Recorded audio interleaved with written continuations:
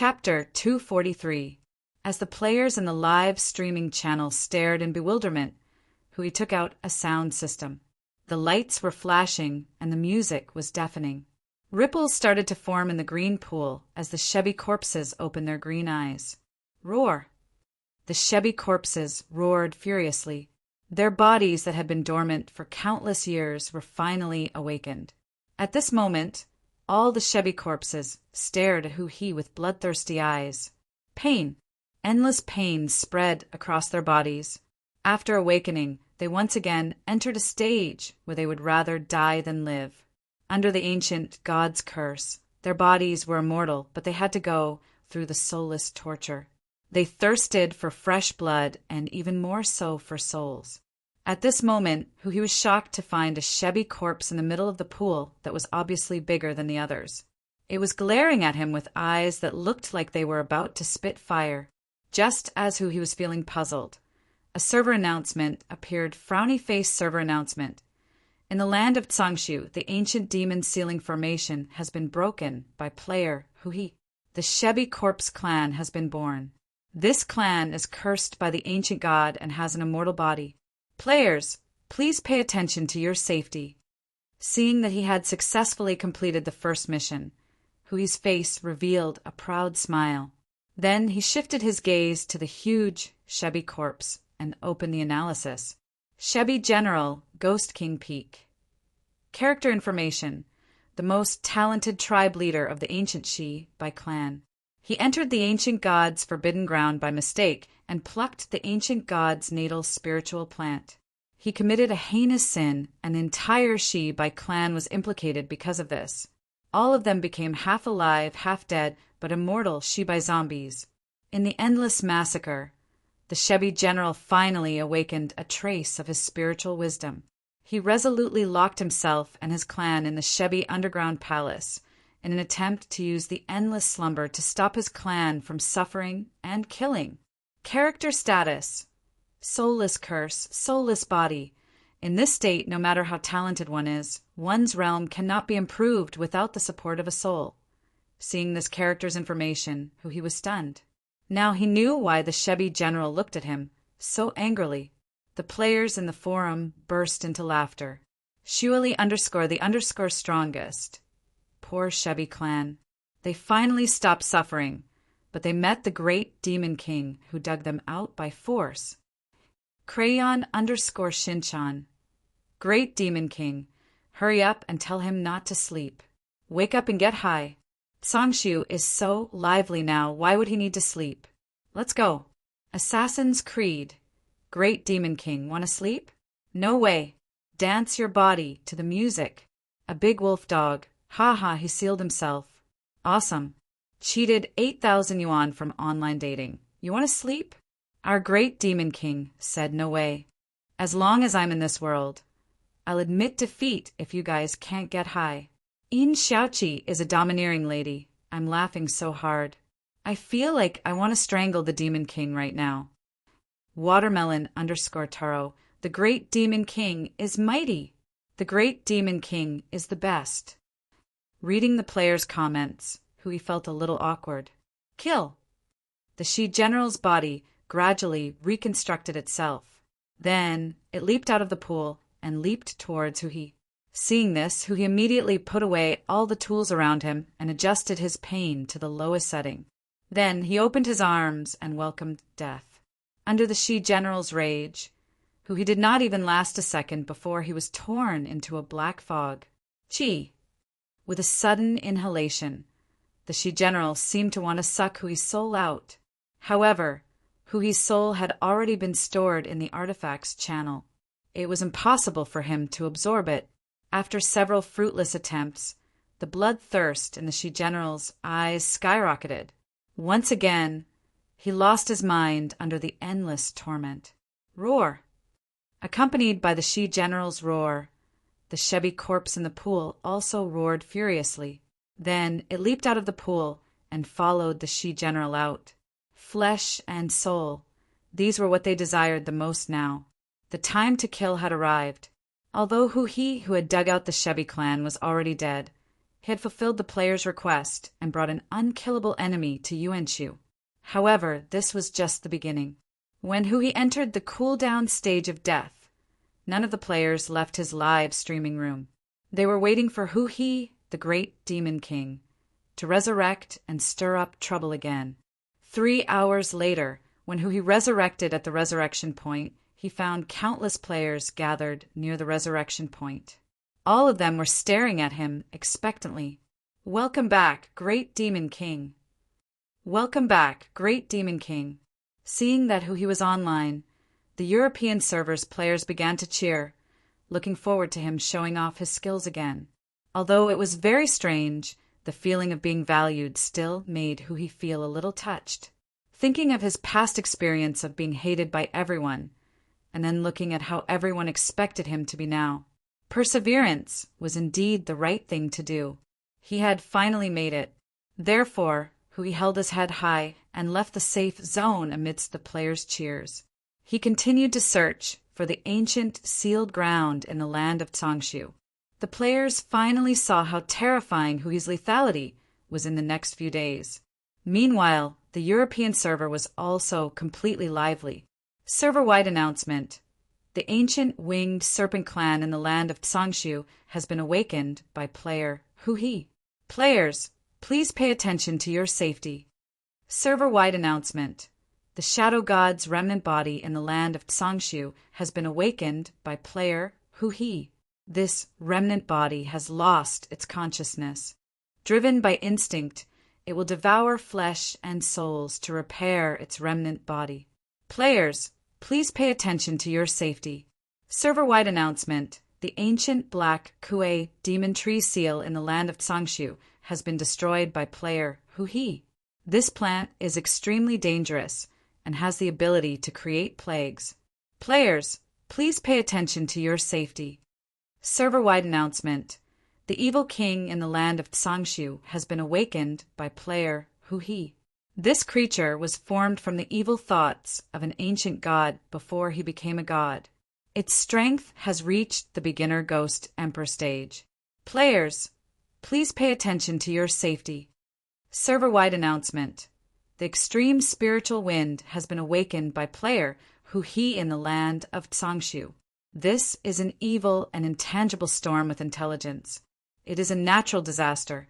This disaster will soon wreak havoc in the land of Tsangshu. Players, please pay attention to your safety.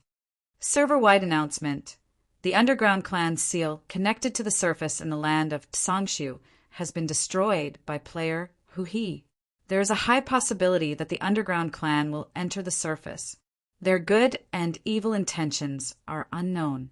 Players, please pay attention to your safety. From the initial shock to the subsequent numbness, the players no longer had the energy to complain about Hui's lethality. In the short span of 3 days, Hui had dug out more than 10 seals. Moreover, hidden within each seal was an extremely lethal existence. The emergence of these evil forces that were almost indestructible had caused the land of Tsangshu to become lively. The entire land of Tsangshu could be described as demons dancing in a frenzy. As the natural disaster wreaked havoc, the players who lived in the eastern corner of Tsangshu began to enjoy the show. Although they were also partially affected, the players were very happy. After all, they had already made preparations to evacuate. It could not be any better that the situation had turned out this way. Perhaps the natural disaster was an endless trouble in the eyes of others. However, in the eyes of the players, it was experience points and soul coins. Although it was troublesome to deal with, they were never tired of it. They were both in pain and in joy. At this moment, Yin Xiaoqi, who had gained the attention of the players, posted another suggestion. This time, her suggestion shocked all the players once again. Such a creative suggestion made everyone's scalp tingle. Chapter 244. Yin Xiaoqi had gained a lot of attention among the players after she suggested releasing the Great Demon King last time. This time, when she suggested it again, the number of views on the post increased rapidly. After understanding her suggestion, the players were once again impressed by her unique way of thinking. The newbie is giving another suggestion. I think the players of the European server can play this way. The original poster, Yin Xiaoqi is a royal sister. Subject. This suggestion was mainly made after analyzing the current situation of the forces in the land of Tsangshu. Just take a look. After all, it's just a suggestion. Whether it's implemented depends on everyone. Let's get down to business. First of all, I'd like to talk about our great Demon King. He has recently created more than 10 natural disasters in the land of Tsangshu with his extraordinary talent. All of them were extremely destructive. The newbie pays his utmost respect. All hail the great Demon King. I've been paying attention to this matter during the subsequent stage of the natural disasters, and I've discovered something interesting. There were many kinds of natural disasters this time. Apart from various bloodthirsty creatures and undead creatures, there were also natural disasters that had never appeared before. However, that wasn't the main point. The most important thing was that there was a very special and extremely powerful Ghost Emperor-level expert, the Evil King. The Evil King's introduction in the server announcement said that he was formed from the evil thoughts of an ancient god before he became a god. The Evil King also behaved completely differently from the other natural disasters. I'm not sure if anyone has noticed it. From the many posts describing the natural disasters, I discovered one thing. The Evil King was different from the other natural disasters. He did not cause great destruction after his appearance. Instead, he began to develop his own forces. He also learned from Yuanshu to recruit the Ghost Kings and Ghost Generals of the various forces in the land of Tsangshu. What did this mean? It meant that the Evil King was very ambitious. His goal was to become the overlord of the land of Tsangshu. At this stage, although the Evil King was alone, one shouldn't forget that he was at least a Ghost Emperor-level expert. Judging from the fact that he was only sealed but not killed, it was very likely that he would be extremely difficult to kill. With so many innate advantages, the Evil King dared to recruit so brazenly and openly. It could be said that he was not afraid of Yuanshu at all. Therefore, this was the current situation of the forces in Tsangshu. Player, hostile Yuanshu. Player, hostile Evil King. Player, hostile various natural disasters Yuanshu. Hostile, player, Yuanshu, hostile, Evil King, Yuanshu, hostile, disaster Evil King, hostile, player, Evil King, hostile, Yuanshu, Evil King, hostile, various catastrophes calamity, hostile. All forces because the natural disasters were unstable factors.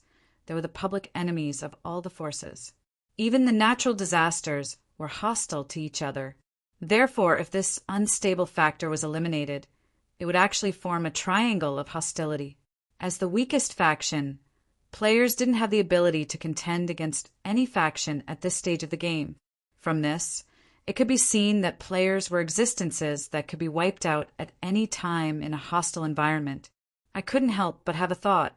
Isn't Evil King recruiting people to strengthen his own force of power? In that case, can we, the player faction, go and join the Evil King? He wanted to strengthen Evil King's faction. Then, I will give you an example of the benefits that players can receive if they join the Evil King. First of all, the greatest benefit was that the players would be able to leave the hidden dragon and develop outside. After all, they had the Evil King's protection. This benefit could also be extended to balance the forces of Yuanshu and the Evil King. The second point was the protracted war derived from the balance. For the players, I don't need to go into detail about the benefits of a protracted war, right? It was a great opportunity for development. The so-called protracted war was a war of attrition for other forces and a competition of resources. But for us players, it was a great opportunity for development. The longer the war, the more intense it was, the faster we would develop. The third point was that the players had an advantage, which was that they weren't afraid of death in battle. As the leader of a faction, the Evil King would definitely put them in an important position in the face of such conscientious forces that always rushed to the forefront. Moreover, he was a ghost emperor powerhouse and the incarnation of the ancient gods' evil thoughts. He might have a lot of treasures hidden on him. He would definitely reward his subordinates, who worked so hard. That would be an additional reward. The fourth point, seeing Yin Xiaoqi's analysis and suggestion post, the players were completely convinced. Crayon_Shinchan. F*CK, asking the players to rely on the evil king and use him to develop themselves. I'm really convinced. I can't think of any way to deal with you. Surprise emoji. Shuali_the strongest. I'm totally convinced. After reading your analysis post, I think it can really be implemented. After all, the players won't lose anything and can even gain so many additional benefits. Tong Gua gave a thumbs up emoji. Peppa_Boar, that's great. Using the evil king's forces to develop and strengthen ourselves. That's awesome. Watermelon_Taro, the evil king. This subordinate is really awesome. Every time they charge into battle, it's like they don't care about their lives. They even shout the evil king is the strongest. I'm so pleased. I'll reward each of them with a set of purple equipment as encouragement. Laughing emoji, Crayon_Shinchan. Players. The evil king is really awesome. Every time we fight, he allows us to farm experience and soul coins like crazy. He even rewards us with treasures. That's really gratifying. Next time, we'll charge even harder. Laughing emoji. Invincible_loneliness. The most fatal thing is that if the players help the evil king to kill Yin Xiaoqi, all the players will definitely rebel on the spot and kill the evil king. I've even made up the script of Yin Xiaoqi is a domineering woman. What a suffocating operation. I'm impressed. Yin Xiaoqi's suggestion post was pushed to the top of the forum. People kept replying to it, and the scene was very lively. This suggestion could help the players get out of the predicament of being besieged on all sides. They could rely on their own advantages and use the evil king's advantages to strengthen themselves. Players from both the European server and the original server generally gave it a good review and decided to implement Yin Xiaoqi's script. Land of Tsangshu, Spectral Dragon Tomb. At this time, in the central area of the Spectral Dragon Tomb, Yuanchu's figure was floating in the air. He looked at the chaotic windstorm from afar with a pale face. As the Aurora windstorm approached, Yuanchu slammed his palms forward several times. Suddenly, several transparent palm-shaped holes appeared outside the Aurora windstorm. However, they quickly recovered and the windstorm continued to wreak havoc, pushing forward. In the face of this situation, Yuanchu snorted coldly. A black beast appeared on the surface of his body. It then left his body and dashed forward, crashing into the Aurora windstorm. Boom! The beast was strangled to death by the wind. As a result, the wind weakened, and the windstorm began to fall into disorder and collapse. However, before long, the wind intensified again. All the disorder was repaired, and the Aurora windstorm was formed again. Fortunately, the windstorm was affected by Yuanchu. It had changed its direction and was no longer blowing toward this area. Seeing the Aurora windstorm moving further away, Yuanchu's face turned cold. He had no idea what was going on recently. The natural disasters that were sealed in the ancient times had appeared on a large scale. Some of them were even suppressed and sealed by him when he was the king of his excellency. Such an abnormal situation gave Yuanchu a headache. It also greatly affected his plan to rule the land of Tsangshu. His figure slowly descended. The Ghost King and the Ghost Generals below immediately bowed respectfully when they saw him. Have you checked it out? What's going on? Why are all these ancient seals destroyed? Yuanchu looked at one of them coldly and asked. Chapter 245. Finchue, the Ghost King's expression turned serious. Your Majesty, I've gone to a few sealed areas to investigate and found that all of them were destroyed. This means that it's not a coincidence. There's a mastermind behind all of this. Yuanchu's expression turned ugly when he heard this. He had only been released from the prison for a short while, and there was already someone behind the scenes trying to stop him. The first person that came to Yuanchu's mind was Tsangshu, the person who defeated him and took away his position as his excellency. However, Yuan Shu shook his head in his heart, thinking that this idea was too unrealistic. Now that he knew how Tsangshu died, his soul had already entered limbo. How could he return? After all, Tsangshu was defying the heavens. If he didn't die, the gods in the heavenly realm wouldn't let him go. However, if it wasn't Tsangshu, Yuan Shu couldn't figure out who would be trying to stop him behind the scenes. Hundreds of thousands of years had passed, and his old enemies were all gone. His only biggest threat, Tsangshu, was already dead. He felt that it was impossible for him to have any enemies. After knowing the current situation of the land of Tsangshu, Yuan Shu thought that the position of His Excellency was already in the bag. Your Majesty, I've also found out something. The evil thought of the evil demon god has been born. Fin Shui, the Ghost King, spoke again. What? Yuan Shu's expression froze when he heard this. The evil demon god was ranked in the top 100 on the underworld god list. His strength had reached the ancient god realm, and he was also the creator of this huge region. Therefore, Yuan Shu had a bad feeling when he heard that his evil thought had been born. What is he doing now? He's recruiting and accumulating strength. His purpose is clear.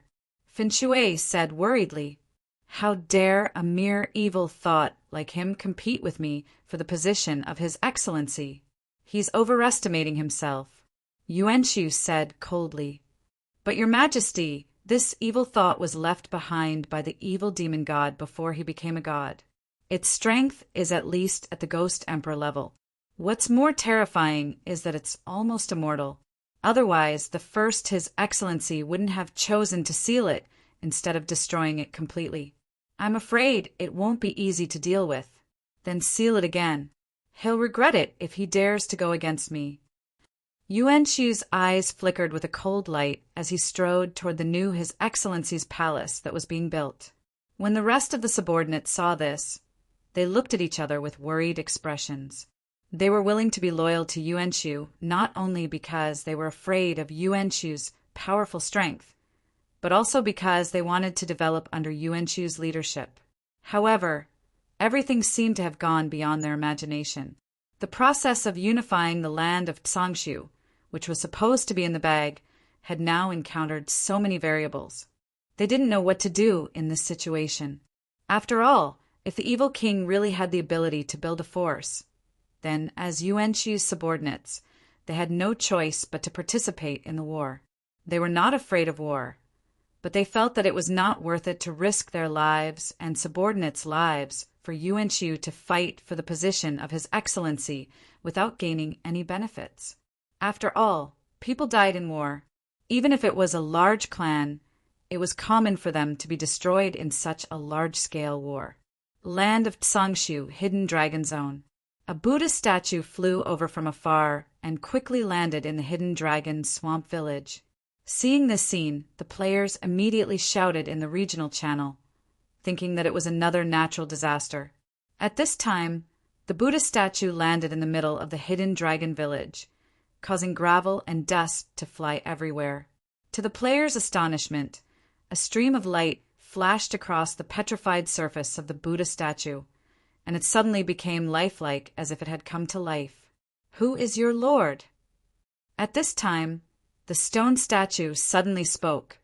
Its tone was filled with irrefutable majesty. Seeing that this person was so arrogant, the players were instantly displeased. Just as they were about to go forward and argue with him with their fists and legs, many players who had used the analysis tool suddenly shouted in the regional channel, "Don't be impulsive. Calm down, this is the evil king. Brothers, calm down. We're on the same side. We're on the same side. This is our future sugar daddy, the big boss we're going to rely on. Don't court death. Damn, the one with the sword. Come back quickly. This is our future big boss. Leave a good impression." Hearing the angry roar in the regional channel, the players who were about to argue stopped in their tracks. Then they looked at the evil king with smiles on their faces, their expressions filled with many inexplicable meanings. Seeing this scene, the evil king was a little stunned. During this period of time, he had been to many regions. In the process of recruiting people to surrender, The first meeting was always a battle because no one would submit to him. At first, he thought that this place would also start with a battle, and the players had indeed done so. But why did they suddenly stop? At this time, Li Xing, Jason, and the other players who received the news rushed over, pushing through the crowd, and came before the evil king. "I'm the Lord." Li Xing was the first to speak. After adopting Yin Xiaoqi's suggestion, the players of the European server also discussed and knew that there must be a person who could communicate with the evil king, someone similar to a clan leader. The strength of the Zero Guild was undoubtedly the strongest in the entire European server. Letting their guild leader, Li Xing, be the clan leader was also what the players hoped for. Seeing that the leader representing this group of forces had appeared, the evil king's eyes flashed red. "Very well, now I'll give you two choices. Pledge your loyalty to me or die." As he spoke, the evil king's domineering aura condensed, and his aura rose. Just as he was about to radiate his aura to the surrounding players, Li Xing suddenly spoke. "We, the player clan, choose to surrender." Upon hearing this, the aura condensed on the evil king's body instantly dispersed. The evil king was not used to the fact that the players did not play by the rules. After all, they were a force that occupied a region, but the process of surrendering was too smooth. It was so smooth that the evil king had a feeling that he could not exert his strength. "All of you can call me the evil king. From now on, all of you are my subordinates, and my goal is to become the new king of the land of Tsangshu." The evil king spoke again after some thought. He originally thought that the players would be very surprised to hear his ambitious idea and even resist it. After all, it was normal for the entire race to be destroyed in the process of taking the path of fighting for the position of king. After all, this was war. However, Li Xing nodded his head firmly and said, "My clan will definitely cooperate with the evil king to become the king. Aren't you guys afraid?" The evil king frowned. "No, none of us from the player clan are afraid of death. We are all very warlike. Our greatest honor is to die on the battlefield." Li Xing's answer made the evil king fall into silence. After coming into contact with Li Xing, the evil king initially thought that this was a cowardly clan with weak combat strength. After all, the few forces that went before him were all hot-tempered and unconvinced. If it wasn't for his powerful combat strength, he wouldn't have been able to subdue those forces. Therefore, Li Xing's quick agreement was seen as cowardice and spineless in the eyes of the evil king. However, after hearing Li Xing say that his clan was very warlike and unafraid of death, and that dying on the battlefield would be a form of honor, the evil king was disgusted by this. This caused evil king to feel a little disgusted, and his impression of the player clan declined once again. This clan has no ability, but they are good at bragging. This was the evil king's first impression of the players. Chapter 246. Although his impression of the player clan had deteriorated, the evil king had nothing to say since they had pledged their loyalty to him. "Very well. From now on, the player clan will be my subordinate force." Li Xing nodded in agreement and asked, "So, Lord Evil King, how do you think we should fight against Yuanqiu at this stage?" When he heard this, Evil King did not answer. Instead, he looked at Li Xing in surprise. The player clan and Yuanqiu used to have a grudge? The Evil King felt that Li Xing's suggestion on how to fight against Yuanqiu was unusual. After all, Yuanqiu's strength was not a secret. Shouldn't he be afraid of such a strong opponent? However, the Evil King could not understand why Li Xing was still thinking about how to fight against Yuanqiu. "Yes, Lord Evil King. Our clan used to have a deep grudge against Yuanqiu." Yin Xiaoqi's script was very comprehensive, including how the players should behave in front of the Evil King and their background settings. Therefore, the Evil King nodded in realization after hearing Li Xing's explanation. The Evil King felt a little relieved after understanding the irreconcilable hatred between the player clan and Yuanqiu. At least this could improve the player clan's combat power in the future against Yuanqiu's army. The Evil King nodded after hearing Li Xing's explanation. As for how to deal with Yuanchu, this is what I'm thinking. At this stage, the northwest is the main territory of Yuanchu's force. Therefore, we should use the area where they have relatively weak control as our main development area. At this stage, the Hidden Dragon Zone where you are, the ruins in the west, and the Hidden Fog Forest, a total of 7 forces have pledged their loyalty to me. We will use this area as our base camp and develop from there. Li Xing could not help but nod after hearing the Evil King's plan. The battle plan that the Evil King proposed was completely feasible to Li Xing. In the subsequent discussion with the Evil King, Li Xing did not just listen. Other than asking his own doubts, he began to propose a set of defensive and counterattack strategies according to Yin Xiaoqi's plan. Yin Xiaoqi's suggestion in the forum was for the Evil King to give up the surrounding areas like the Hidden Fog Forest and gather all the forces that he had conquered in the Hidden Dragon Zone and the ruins. At this stage, the Evil King's force was on the weaker side. Blindly expanding their territory would be an unwise move, so they gave up on the excess territory and holed up. They would first consolidate their strength. After all, with less territory, it would be easier for them to defend. Then, they would consider expanding their territory after they had stabilized their power. Li Xing's suggestions surprised Diablo. Then he began to think about the feasibility of this method. He was formed from evil thoughts, so he was not afraid of death. However, his forces would definitely not be able to survive in the early stages. Therefore, after careful consideration, the Evil King felt that it was the best choice to hide and defend. This time, Evil King's attitude toward Li Xing changed. Very well, I accept your suggestion. I'll inform them to evacuate their territories and move the Hidden Dragon Ruins and Hidden Dragon Ruins here. As for your player clan, just wait for my orders. This battle will come sooner or later. Li Xing nodded his head, respectfully. In fact, he was overjoyed in his heart and admired Yin Xiaoqi even more. It could be said that from the moment the Evil King took the initiative to seek her out to the moment the Evil King accepted her suggestion, Yin Xiaoqi had accurately predicted everything. Everything was progressing steadily according to her script. What they needed to do next was to show off the player's power to increase the importance of the Evil King's heart and prepare for the next step of the scenario. Land of Psangshu, Death Garden Forbidden Area. Behind the towering statue of the evil demon god, weeds grew everywhere and all kinds of colorful, poisonous plants grew there. The air was filled with a sweet, poisonous aura, and the vines of the plants inside danced like spirit snakes, looking very frightening. This area was called a forbidden area because it used to be the location of the spiritual garden of the evil demon god, the creator of the land of Psangshu. It was filled with all kinds of demonic plants, and danger lurked everywhere. At this moment, he was walking in this area, searching for the next seal through live streaming.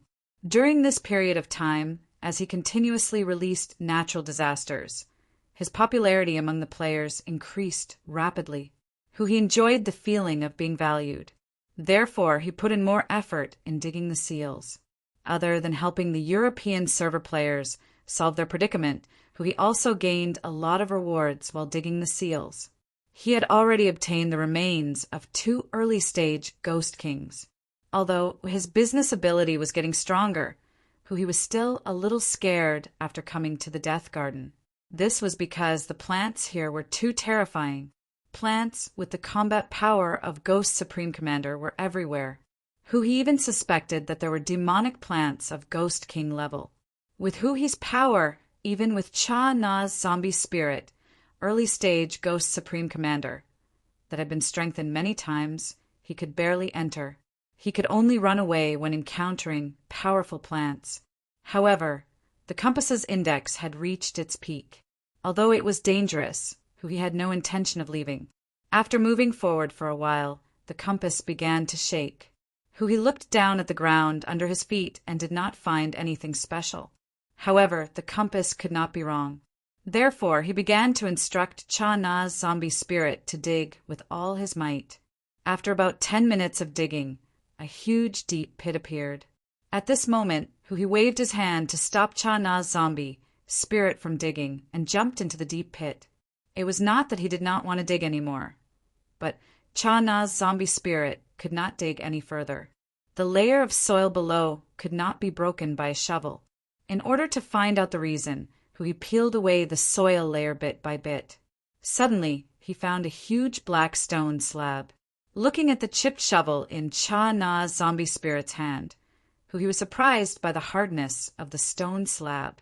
Driven by curiosity, he began to instruct Cha-Na's zombie spirit to dig from the side while he cleaned the soil embedded in the patterns of the stone slab. After some effort, the full appearance of the stone slab was gradually revealed.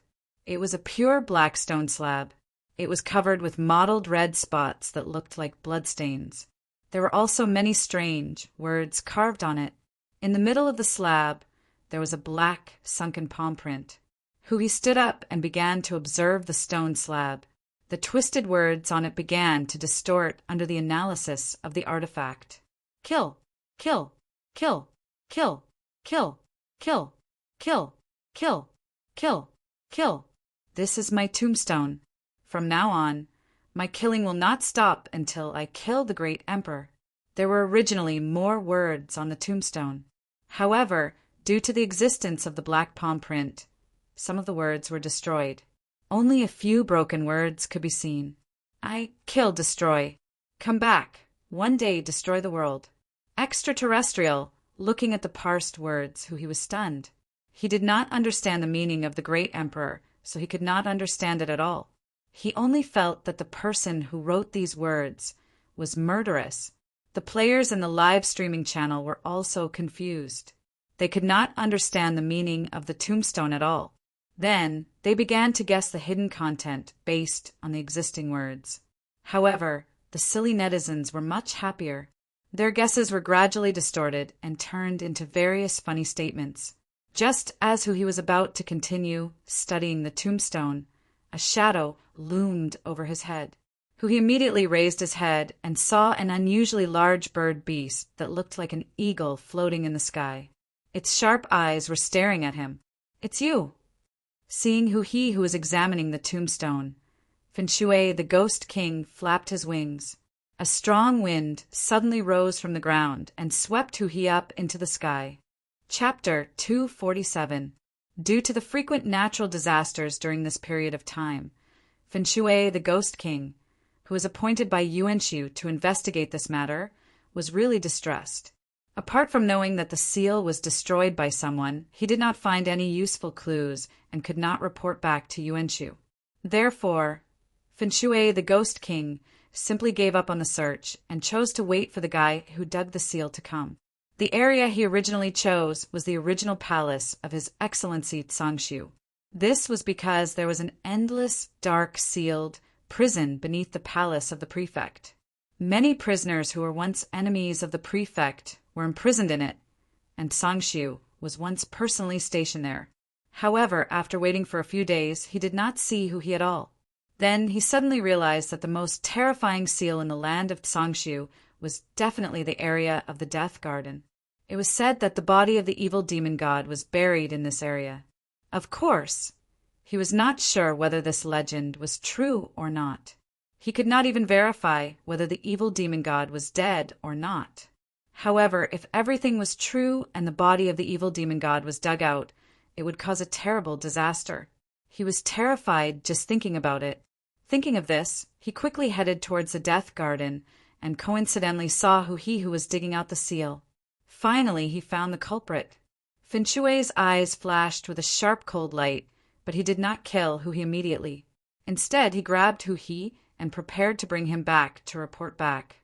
However, at this moment, Feng-Shui suddenly realized that there seemed to be something in the hole that was dug out. Apart from the zombie spirit of Cha-Na, a huge black tombstone came into view. He could not understand the ancient divine text, but the black palm print on it scared him. This was the aura of a god. Turning his head to look at Hu-He who was struggling in his hand, Feng-Shui, the Ghost King's heart trembled. That was close, that was close. Could the evil demon god that had disappeared really be sleeping underneath? At this moment, Feng-Shui, the Ghost King, felt like strangling Hu-He to death. According to the legend, the evil demon god was bloodthirsty. The reason why the death garden that he was in could grow so many demonic plants was because the evil demon god watered the land with the blood of various creatures, and it was full of demonic nature. The authenticity of these legends could not be verified. However, the recent emergence of the Chevy zombie clan had confirmed the legend of the evil demon god casting a soul-destroying curse. If the evil devil god was really dug out, then Yuan Shu, the evil king, and the various natural disasters would be nothing. They would not even be able to fight for the position of His Excellency. Feng Shui thought to himself, "Pa." Feng Shui, the ghost king, slapped Hu He across the face, catching him off guard and causing his head to tilt backward. "What the F asterisk CK, big bird, you hit me, Pa." "You're amazing. Just you wait. After I, drought demon, refine you, I'll pluck out all your pa, pa, pa." After venting for a while, Feng Shui flapped its wings and buried the area that might have been a sealed area. Then, it spread its wings and flew away with Hu He. At that moment, Hu He's nose was bleeding profusely. He didn't even dare to say anything as his face was lifeless. In the live stream, Crayon_Shinchan, Motherf asterisk Kerr, Demon King, remember this, will help you find out where his ancestral grave is. If he hits you, you'll dig him up and curse him for 18 generations. No, 100 generations. Shueli_the strongest. What a pity. It seemed like he was about to dig something out, but was captured by Yuan Shu's subordinate, the Ghost King. I feel sorry for the Demon King for half a second, laughing emoji. Watermelon_Taro. The wind is howling and the water is cold. The Demon King will never return, laughing emoji, Assassin's Creed. It's a pity to see the great Demon King being captured, but why does it feel so good? We don't have any deep hatred, laughing emoji. A big wolf dog, look. The great Demon King is flying. What is that flowing blood-red thread? I'm curious, laughing emoji. Crayon_Shinchan replied to A_large_wolf dog. Look, isn't this a dog? Pat the dog's head 3 times, laughing emoji. Seeing that Hu He had failed to excavate the seal, the players did not feel regretful.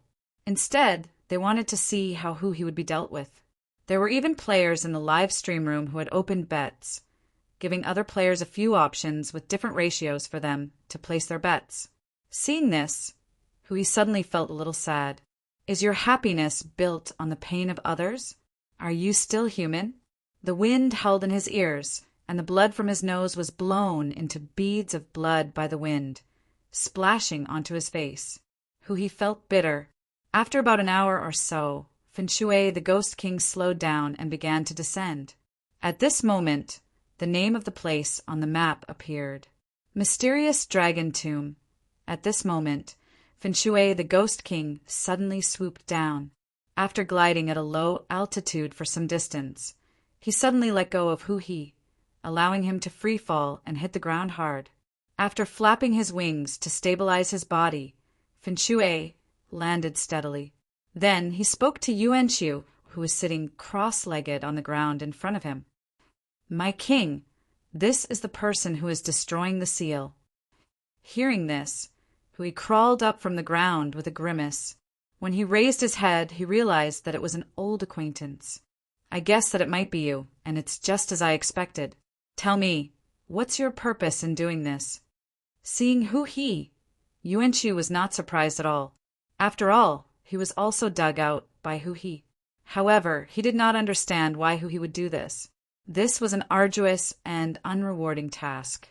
There were many sealed lands in the land of Tsangshu that were full of danger, and one could lose his life if he was not careful. However, Hu He was also his savior, so Yuan Shu did not choose to search his soul directly. Instead, he asked, If I said that I was digging for fun, would you believe me?" Hu He whispered, "Looks like you have secrets." Yuan Shu, who was sitting cross-legged on the ground, reached out his hand and pulled Hu He to his side. "I'll give you one last chance. Tell me the truth. If there's anything in your words that I don't think is true, I'll search your soul myself." Yuan Shu said calmly. Hearing this, Hu He was so angry that he laughed. You're making me look like I'm scared. If you want to talk about death, I'm at least one of the top few deaths in this game. How could I be scared by you? I was just digging for fun. If you don't believe me, search my soul yourself. Since he knew that he might not be able to leave this place alive, Hui slapped his thigh and looked like he was ready to risk everything. Yuan Shu slowly turned his head and stared at Hui. He could not help but frown. I realize that you're not afraid of me at all. What's wrong? We both have one head, 2 arms, and 2 legs. Do you have wings? Why should I be afraid of you? Hui did not lose in his imposing manner. However, Finshui the Ghost King could not help but glare at Hui. I'm the only one with wings here. Since you're not afraid of death, are you afraid of loneliness? Yuan Shu's face turned cold when faced with the fearless Hui. What do you mean? Hui was stunned. The seal of eternity? Don't you like to dig out seals? Then I'll seal you and let you suffer in the darkness. Without waiting for Hui's reply, Yuan Shu turned his head and looked at Finshui, the Ghost King. Finshui! Bring him to the endless darkness and seal him. Bring him back after 1,000 years. Upon hearing this, Finshui's face revealed a sinister smile. Then he flapped his wings and grabbed Hui in his hand. Then he quickly flew towards the direction of the original, His Excellency's palace. In the underworld, the greatest pain was never death, but the endless seal. Even the gods would go crazy from the pain of suffering alone in the long years. In the land of Tsongshu, there was such a sealed place used for imprisonment. It was the underground of the original His Excellency's palace. This seal was personally built by Tsongshu tens of thousands of years after he became His Excellency. Its purpose was to suppress all forces that dared to go against him. In this prison, the soul's perception of the flow of time was completely different from the outside world. An hour in the outside world was equivalent to 1,000 years in the endless darkness. Moreover, there was no food or spiritual energy in the prison. One could not even cast spells. Even the strength of one's physical body would be sealed.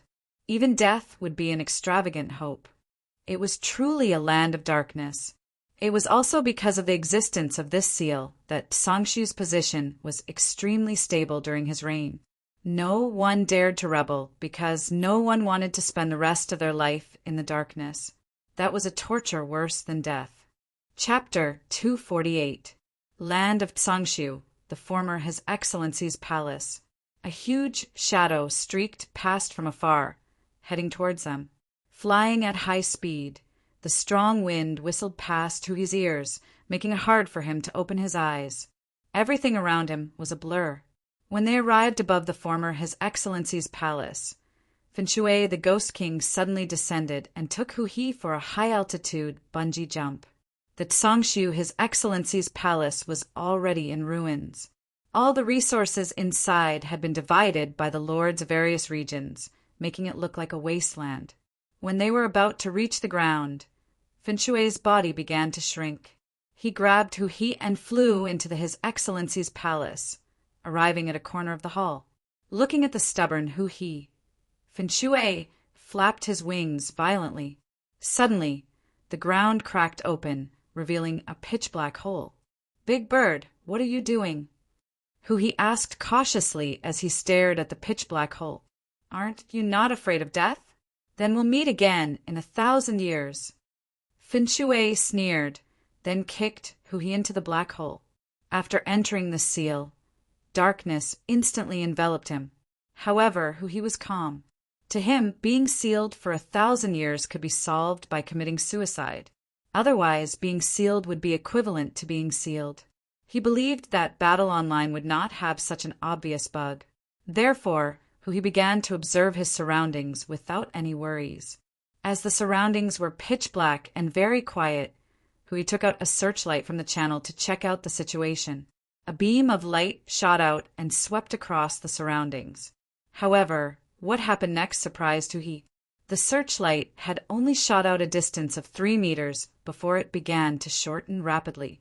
It was as if there was a monster in the darkness devouring the light bit by bit until the surroundings were plunged into darkness again. He had no choice but to put away the searchlight and shouted, "Is anyone there?" However, as soon as his voice came out of his throat, it dissipated instantly. Even he himself could not hear his own shout. Unable to see or hear, he suddenly panicked in such an environment. After all, everything in the game was too realistic. Under this state of shielding his senses, fear grew in Hui's heart. Who had originally planned to explore the seal, suddenly gave up. He took out his shovel and was ready to end himself so that he could return to the safe zone and start all over again. After shielding himself from the pain, he began to mutilate himself. However, what happened next made Hui feel a little terrified. This was because every time the shovel in his hand collided with his body, an invisible darkness would envelop the injured area and cancel out the force. After trying a series of methods such as smashing the head and slitting the neck, Hui was completely dumbfounded. "I can't die here." This scared Hui to death. If he couldn't return after dying, wouldn't that mean that he would have to stay here for 1,000 years? "I can't even live for 1,000 years. Am I supposed to let my descendants inherit this name?" Realizing that something was amiss, Hui quickly chose to quit the game. Fortunately, he was not in combat mode this time, so he easily exited the sealed world. After returning to reality, Hui entered the game again with a glimmer of anticipation in his heart. Darkness, it was still endless darkness. Withdraw. He entered again. The black world enveloped him once more. What the F***CK did I really get banned? After a few attempts, Hui had a mental breakdown. He curled up in the dark, feeling wronged like a child. When the players in the live streaming channel saw that Hui had been banned, it became lively. Watermelon_Taro. Look, he's been banned for 1,000 years. I think this name can be inherited by his descendants after 1,000 years. After saying that, he tilted his head and kicked his legs. Laughing emoji. Shueli_the strongest replied to Crayon_Shinchan. Ha ha ha. How could you do such a sad thing? Ha ha ha. Peppa_Boar. 1,000 years later, Hui's descendants will log into the account, raise their shovels, and shout to the world that I am the great demon king of the new world. Bow down to me, stupid players. Laughing emoji. Cheated_8000 replied to Peppa_Boar. Then he will be thrown into the endless darkness by the players of the new world and continue to be banned for 1,000 years. Laughing emoji. Roasted_Jade_Rabbit_sagging. Idiotic netizens, a bunch of idiots, ha ha ha.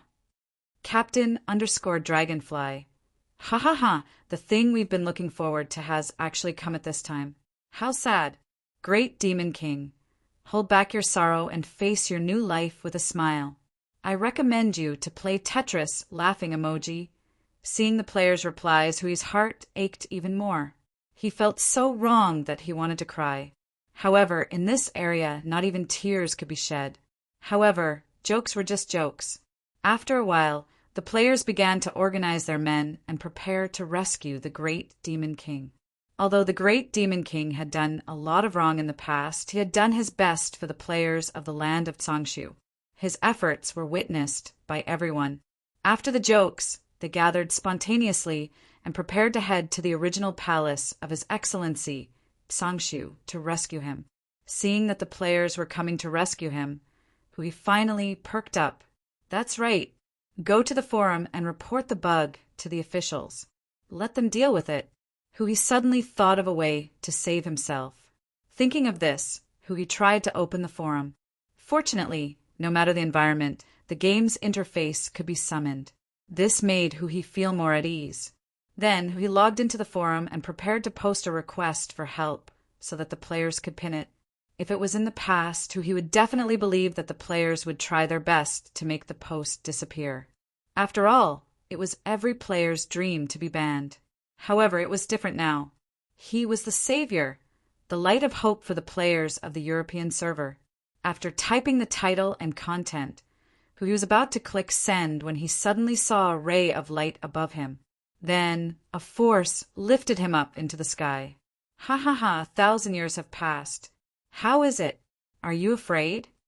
He was speechless, looking at the smug face of Finche, he glanced at the time marker at the bottom left corner of the interface. He was dumbfounded when he realized that it had only been an hour. Lu Wu had been paying attention to Huhi's encounter. However, he was not the least bit worried about Huhi being sealed. After Huhi was sealed, he personally went to Sangshu. After asking, he found out that the endless darkness that he had set up was not something as terrifying as controlling the flow of time. With his strength, he could not create a seal that could control the flow of time. In fact, the inside of the endless darkness and the outside world were unified. The difference was that in this seal, the perception of the soul would be confused by the formation that Sangshu had set up, causing an error in the perception of time.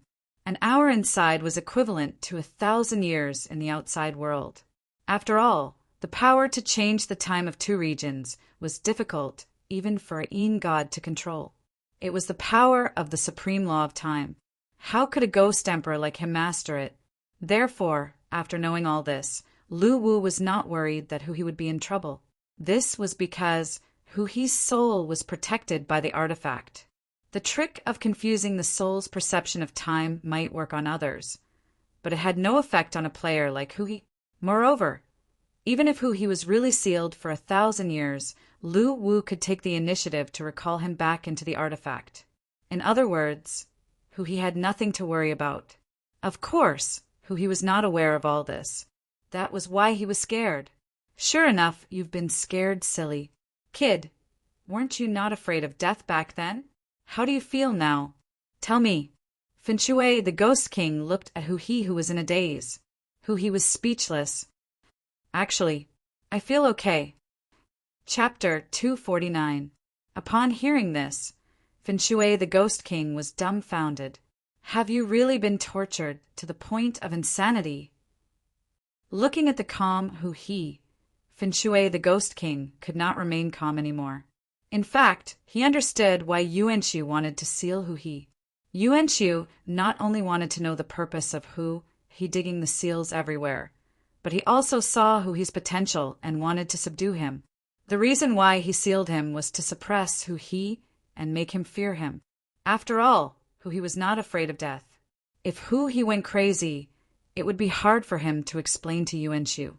I'm not crazy, you're the crazy one, looking at Finchue, Huhi could not help but complain. At this moment, Huhi was not flustered at all. First of all, he had the support of the army of players who could come to his rescue at any time. At the same time, he was even less afraid after understanding that the time of the seal in the endless darkness was actually equivalent to 1 hour. I knew it. How could a game like Battle Online have such a huge bug? At this moment, Huhi could not help but think happily. Looking at Finchue, the Ghost King, Huhi had already realized his importance. At the same time, the desire to explore the seal rose in his heart again, so he asked in a low voice, should I extend it for another 1,000 years? Finchue, the Ghost King, was speechless. Looking at the dumbfounded Finchue, Huhi spoke again. You asked me how I felt? I didn't feel it clearly just now. Should I do it again? Looking at the unusually calm Huhi, Finchue, the Ghost King, suddenly felt a little angry. According to what he thought, Huhi should be crying bitterly after being released, kneeling on the ground and begging bitterly. Why the F***CK did he provoke him? After staring coldly at Huhi for a while, Finchue, the Ghost King, had a guess in his heart. This guy is pretending, but in fact he must be very afraid. He did not believe that Huhi was completely fine. After all, he had seen a few guys released from the endless darkness. Those guys' first thought was to beg, without any psychological defense. As long as they did not return to the endless darkness, they were willing to die, not to mention pledge their loyalty. Thinking of this, Finchue, the Ghost King, grinned hideously. Seems like the time is too short. I hope you can still be so tough the next time I see you. As he spoke, he kicked Huhi into the endless darkness once again. The interior of the endless darkness was made up of cells that were shaped like grids. Other than the situation inside that could be controlled from the outside, the existence of other prisoners could not be observed from the inside. He was not worried that he would do anything shocking. Moreover, he had checked he and found no tools on him. Entering the endless darkness, once again, he was extremely calm this time. First, he opened the interface and played the music. After all, the music came from a divine artifact and was directly transmitted to his hearing. Even the endless darkness could not block it. Then he opened the forum and read the posts one by one. Finally, he turned on the live stream and watched the idiotic netizens playing tricks outside. After a series of actions, the light outside reappeared and he was sucked out. "How do you feel?" He nodded with a serious expression. "I feel something this time." Finshui, the Ghost King, was infuriated. He kicked He into the endless darkness again. He did not believe that Hunang would be able to hold on forever. However, at this moment, in the endless darkness, Hui's body twisted and swayed as he danced to the music. Anyway, no one could see them here, so they could party as much as they wanted. An hour later, Hui, who had returned to the ground, did not even manage to stand firm for a few seconds before he was kicked back into the darkness by the angry Finshui. This time, Finshui, the Ghost King, was completely enraged. He planned to seal Hui for 10,000 years. He did not believe that this kid would not be afraid. Returning to the endless darkness, Hui listened to the music, read the posts, and watched the live stream. When he realized that Finshui, the Ghost King, had not released him, he went offline to make a cup of coffee. After drinking it contentedly, he returned to the game. This time, he planned to explore the endless darkness. The area he was in was actually not large, only about 20 square meters. At the end of it was a soft, touchable seal wall. Hui tried to push it, but found that the seal wall was very tough. With his strength, he could not break it at all. However, this also aroused Hui's strong desire to break the seal. Although he was not strong enough, he still had the shop and tools. Therefore, Hui began to look for tools to break the seal in the shop. Recently, Jason, a player from the Zero Guild in the European server, had supported him with some funds to break the seal. Therefore, he was not afraid of wasting soul coins. He tried tools such as electric drills and demon-breaking knives. If it was not for the fact that the shop did not have excavators, he would have bought one and tried it. Unfortunately, these tools seemed to be completely ineffective against the seal wall. He could not break it at all. However, Hui was not discouraged. He continued to search in the special column of the shop. There were many special items there. He felt that he might find an unexpected surprise. After searching for a while, he really found something good. Anti-seal canceller tool. Item details. A product created by an unknown R&D expert in the early days of seal research. It can cancel out the power of most seals.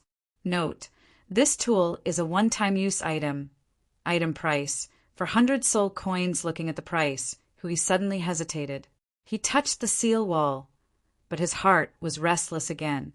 After thinking for a while, Hui clenched his teeth and bought one. The anti-seal canceller, which was shaped like a doorknob, suddenly appeared. Filled with anticipation, Hui pressed the tool on the air wall. At this moment, the seal wall rapidly rippled. It felt hard to the touch and was no longer as soft as before. About a minute later, with a pop sound, the anti-seal canceller in Hui's hand suddenly shattered. He had already seen the effect, but the tool was broken. This undoubtedly made Hui's teeth hurt. However, since he had already started, it was not his style to give up halfway. Hence, he bought another one. Just like that, after using up 3 anti-seal nullifiers, the seal wall suddenly cracked. Seeing that he had successfully broken the seal, Hui clenched his fist in excitement and then walked in. The inside of the seal wall was still pitch black. Hui began to search around aimlessly. Pop! As he walked, Hui suddenly felt something under his feet. He immediately tripped and fell to the ground. He quickly stood up and subconsciously took a step back. However, this space was shrouded in darkness. He could not see what was under his feet at all. Hence, he gathered his courage and bent down to touch it. Slippery and very soft? However, the creature under his feet did not react at all, as if it was dead. Unable to feel what creature it was, he was a little depressed. He felt that he could not communicate with it at all. Hence, he began to search the shop again. After a while, he found another good item. Soul communication rope. Item details. A soul conductor tool created by an unknown research expert. It is used to communicate with spirit-type creatures, such as ghosts and evil spirits. Usage. All creatures' spirits that come into contact with the soul communication rope will be able to communicate. Note: most spirits have no consciousness and cannot be communicated with. There is no refund after purchase. Item price: 500 soul coins. The price made Hui's balls hurt again, but he still bought it reluctantly. Then he followed the instructions and placed one end of the rope on the creature lying on the ground. After connecting, Hui began to make call at a close distance. Hey, brother, can you hear me? Chapter 250. After trying to shout a few times, Hui realized that the creature lying on the ground did not respond at all. This made Hui a little angry. He did not expect the shop to sell fake goods, especially the little research and development expert that was written on the description. This was too much. How could they make fake goods? Did they have any professional ethics? A little lowly in the outside world sensed Hui's thoughts and immediately cast a faint glance at him, causing Hui to shiver subconsciously. Just when Hui thought that there was no way to communicate, a stuttering voice suddenly appeared in his mind. Who are you? Where are? Let me out. I'll promise you anything. Hearing the sudden reply, Hui was stunned for a moment before he was pleasantly surprised. Hey, brother, tell me who you are first. I am... While Hui was waiting, this guy suddenly stopped talking. Who are you? Hui asked again. I forgot. Hui was speechless. Oh, I seem to be the resentful heart. Ghost King. I think so, the voice said with uncertainty. This made Hui completely speechless. However, seeing that this guy was still breathing, Hui suddenly had a bold idea. Now that Fin Shui the Ghost King was above, with his own strength, he would definitely not be able to defeat or escape. However, with the help of this Ghost King, there might be some hope. This made Hui think again. One more person means one more force. He might as well find more fighters. However, he definitely could not afford to use up the soul coins he had now, so he needed external support. Therefore, Hui opened his friends list and found his biggest financial backer at the moment, Jason. After starting the communication, Hui explained his current situation and expressed his hope to get his soul coin support. Hui was undoubtedly a great help to the European server at this stage. Without saying anything, Jason transferred him 20,000 soul coins. This made Hui feel touched. He felt that he was a decent person and was being valued. With 20,000 soul coins, Hui was suddenly full of confidence. After taking away the soul communication rope, he began to look for the seal wall in this room and bought an anti-seal canceller to crack it. After spending 3 hours, Hui had deciphered more than 10 rooms. Apart from 2 empty rooms, he had found a total of 13 people with unknown abilities. Since he couldn't see them from here, he couldn't use his analysis ability. Moreover, all of these guys had their powers sealed and couldn't use them at all. Therefore, Hui couldn't determine their strength. However, Hui was still very happy. At least their team's strength had increased. However, there was one thing that gave Hui a headache. These fellows did not even know what their names were. 4 of them said that they might be called the Resentful Heart Ghost King. 3 of them said that they were called the Empty Ghost General, and one of them even said that he was called Songshu and he seemed to be an abyssal prefect. This made Hui feel like he had saved a bunch of retards. However, he had no choice. If he wanted to escape, he would have to rely on the strength of these people. After digging a few more seal walls, Hui brought all of them back to their original rooms. He made them hold onto the soul communication rope one by one and started communicating. After that, the conversation with them made Hui feel mentally and physically exhausted. Every one of them stuttered when they spoke and looked like they were about to die. Due to the protection of the dark force, although they couldn't die, they were in fact no different from being dead. They were already lost in the passage of time, and their perception of the outside world had become very vague. However, even if it was troublesome to communicate, they still had to communicate. He began to explain the reason for digging them out. At the same time, he told them that they could leave immediately and asked them to hold on. There was also a very important point that he did not forget. He hoped that they would give Finshui, the Ghost King, a good beating when they got out. After all, he had never forgotten the hatred of being slapped in the face back then. After explaining in detail a few times, he let out a sigh of relief when he saw that the 20 or so people agreed in a silly manner. Then he laid on the ground, opened the forum, and started to post and watch the live broadcast. Sigh, it's so awesome for us players to have Wi-Fi. If it weren't for my heavy responsibility in the so-called endless darkness, I would have stayed at home for a year. At this moment, Hui's heart was filled with happiness. He had completely forgotten how he looked like when he was curled up in a corner and crying silently. Time passed by slowly. The rest of the creatures became slightly more energetic during the interaction. They were no longer as dull as before, and they also remembered some things. This made Hui very happy. While watching the live broadcast, he would interject from time to time and exchange a few words, as if he was the leader. In the outside world, Finshui, the Ghost King, seemed a little annoyed. These 10 hours of boring waiting had also worn down a lot of his patience. However, since he had promised to wait for 10,000 years, he would wait for 10,000 years. He had to let Hui experience the true meaning of terror and helplessness. When he felt that it was about time, Finshui, the Ghost King, opened the seal of the endless darkness with anticipation. Then he extended his hand and sucked downwards.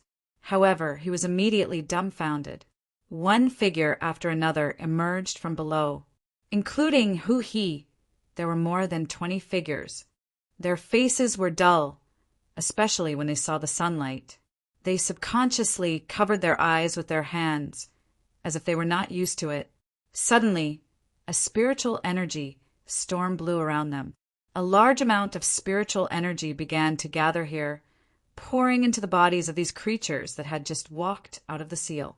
Looking at Hui, who was smiling at him proudly, Finshui, the Ghost King, who then swept his gaze across the other figures, felt his heart skip a beat. At this time, Finshui, the Ghost King, was horrified to find that he knew many of these figures. There were even a few that Songshu had ordered him to throw down personally.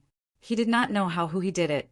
After all, no power could be used in the endless darkness. Moreover, he was sure that Hui did not have any tools on him. However, he knew one thing now, and that was that it was bad. These fellows who were thrown into the endless darkness were stubborn and did not submit to anyone. Moreover, they were powerful beings. Now that they had come out, they would definitely turn the land of Songshu upside down. As spiritual energy continued to flow into their bodies, their numb souls began to gradually recover, and their memories began to flow back bit by bit.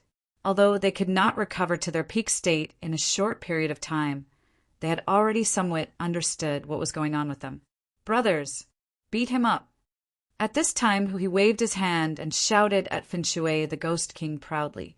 Upon hearing this, Finshui, the Ghost King, immediately flapped his wings and tried to escape. With a glance, he estimated that there were at least 8 Ghost Kings here. Although they had not recovered their strength, if they were to really fight, he would definitely not be able to handle them. However, as soon as his figure flew into the air, he saw several figures approaching him and pressing him to the ground together. In fact, Hui did not know that in the endless darkness, Hui's appearance had left a very clear mark in their hearts. Perhaps to Hui, it was just a few short hours, but to them, they had spent a long time together. During that period of time, Hui was indeed their leader. He brought them light and hope, allowing them to no longer be lost in the flow of time. After these vicious fellows regained consciousness, they were subconsciously full of respect for Hui. Chapter 251. At that moment, in the eyes of these prisoners, who he was their pillar of support in the endless darkness. Although they had not fully recovered their sanity, they did not hesitate to execute Hui's orders. Scram! The terrified Finshui, the Ghost King, frantically flapped his wings, trying to shake off the prisoners that were entangled around him. There were a total of 23 people, and every one of them was an expert who had left a glorious record in the history of the land of Tsangshu. Even Finshui, the Ghost King, could not resist their combined strength. He was dragged down from the air bit by bit and finally pinned to the ground by their combined strength. Looking at Finshui, the Ghost King, who was struggling on the ground, who he could not help but laugh. This time he held the initiative. "My king won't let you off." Finshui roared as he stared at Hui. At this time, in the live streaming channel, the players who saw this scene had already begun to discuss and began to suggest how to deal with this Finshui, the Ghost King. Watermelon_Taro, Great Demon King, kill him. I'll be rich after killing you. This guy is very valuable and can level up many times. Crayon_Shinchan, no, I think we should lock him up for 1,000 years and let him feel despair and fear. Laughing emoji. Shueli_ the strongest. Revenge never waits overnight. I remember you said that you wanted to pluck off all his fur. Roasting jade rabbit with Chang'e in my arms. Slurp, this demon king should be delicious, expectant eyes. JP. Peppa Boar. Successfully counterattacked. The great demon king has counterattacked, laughing emoji. Seeing the player's suggestion, Hui felt that it made sense. Hence, he pointed at Finshui, the Ghost King, and said, "Pluck off his fur and throw him into the endless darkness. Lock him up for 1,000 years before killing him." When the prisoners heard this, their eyes flashed with a murderous glint. They pressed down on Finshui, the Ghost King, and began to pluck his hair. As the feathers on his body dwindled, Finshui, the Ghost King, began to wail in agony. He glared at Hui with eyes that were about to pop out of their sockets. His heart was filled with rage, but there was nothing he could do. With the help of the prisoners, Hui was no longer in existence, whose life and death he could easily control. A moment later, Finshui, the Ghost King, who had lost all hope, turned into a bald eagle. He was then carried by the prisoners and thrown into the endless darkness. Hui's heart was filled with the thrill of revenge. How they treated him, he would return it in the same way. Now that he had such a group of powerful fighters, he felt that he was about to reach the peak of his life. When he thought of Hitorigami, who was still stored in his own space, he could not help but complain. To hell with Hanba. An hour later, Finshui, the Ghost King, was pulled out of the endless darkness. At this time, Finshui, the Ghost King's eyes were dull, his face revealed some vicissitudes, and his eyes were filled with fear of the darkness. Looking at the comments in the live streaming channel, Hui asked the question that all the players wanted to know the answer to. "Come, tell me, how do you feel?" Plop.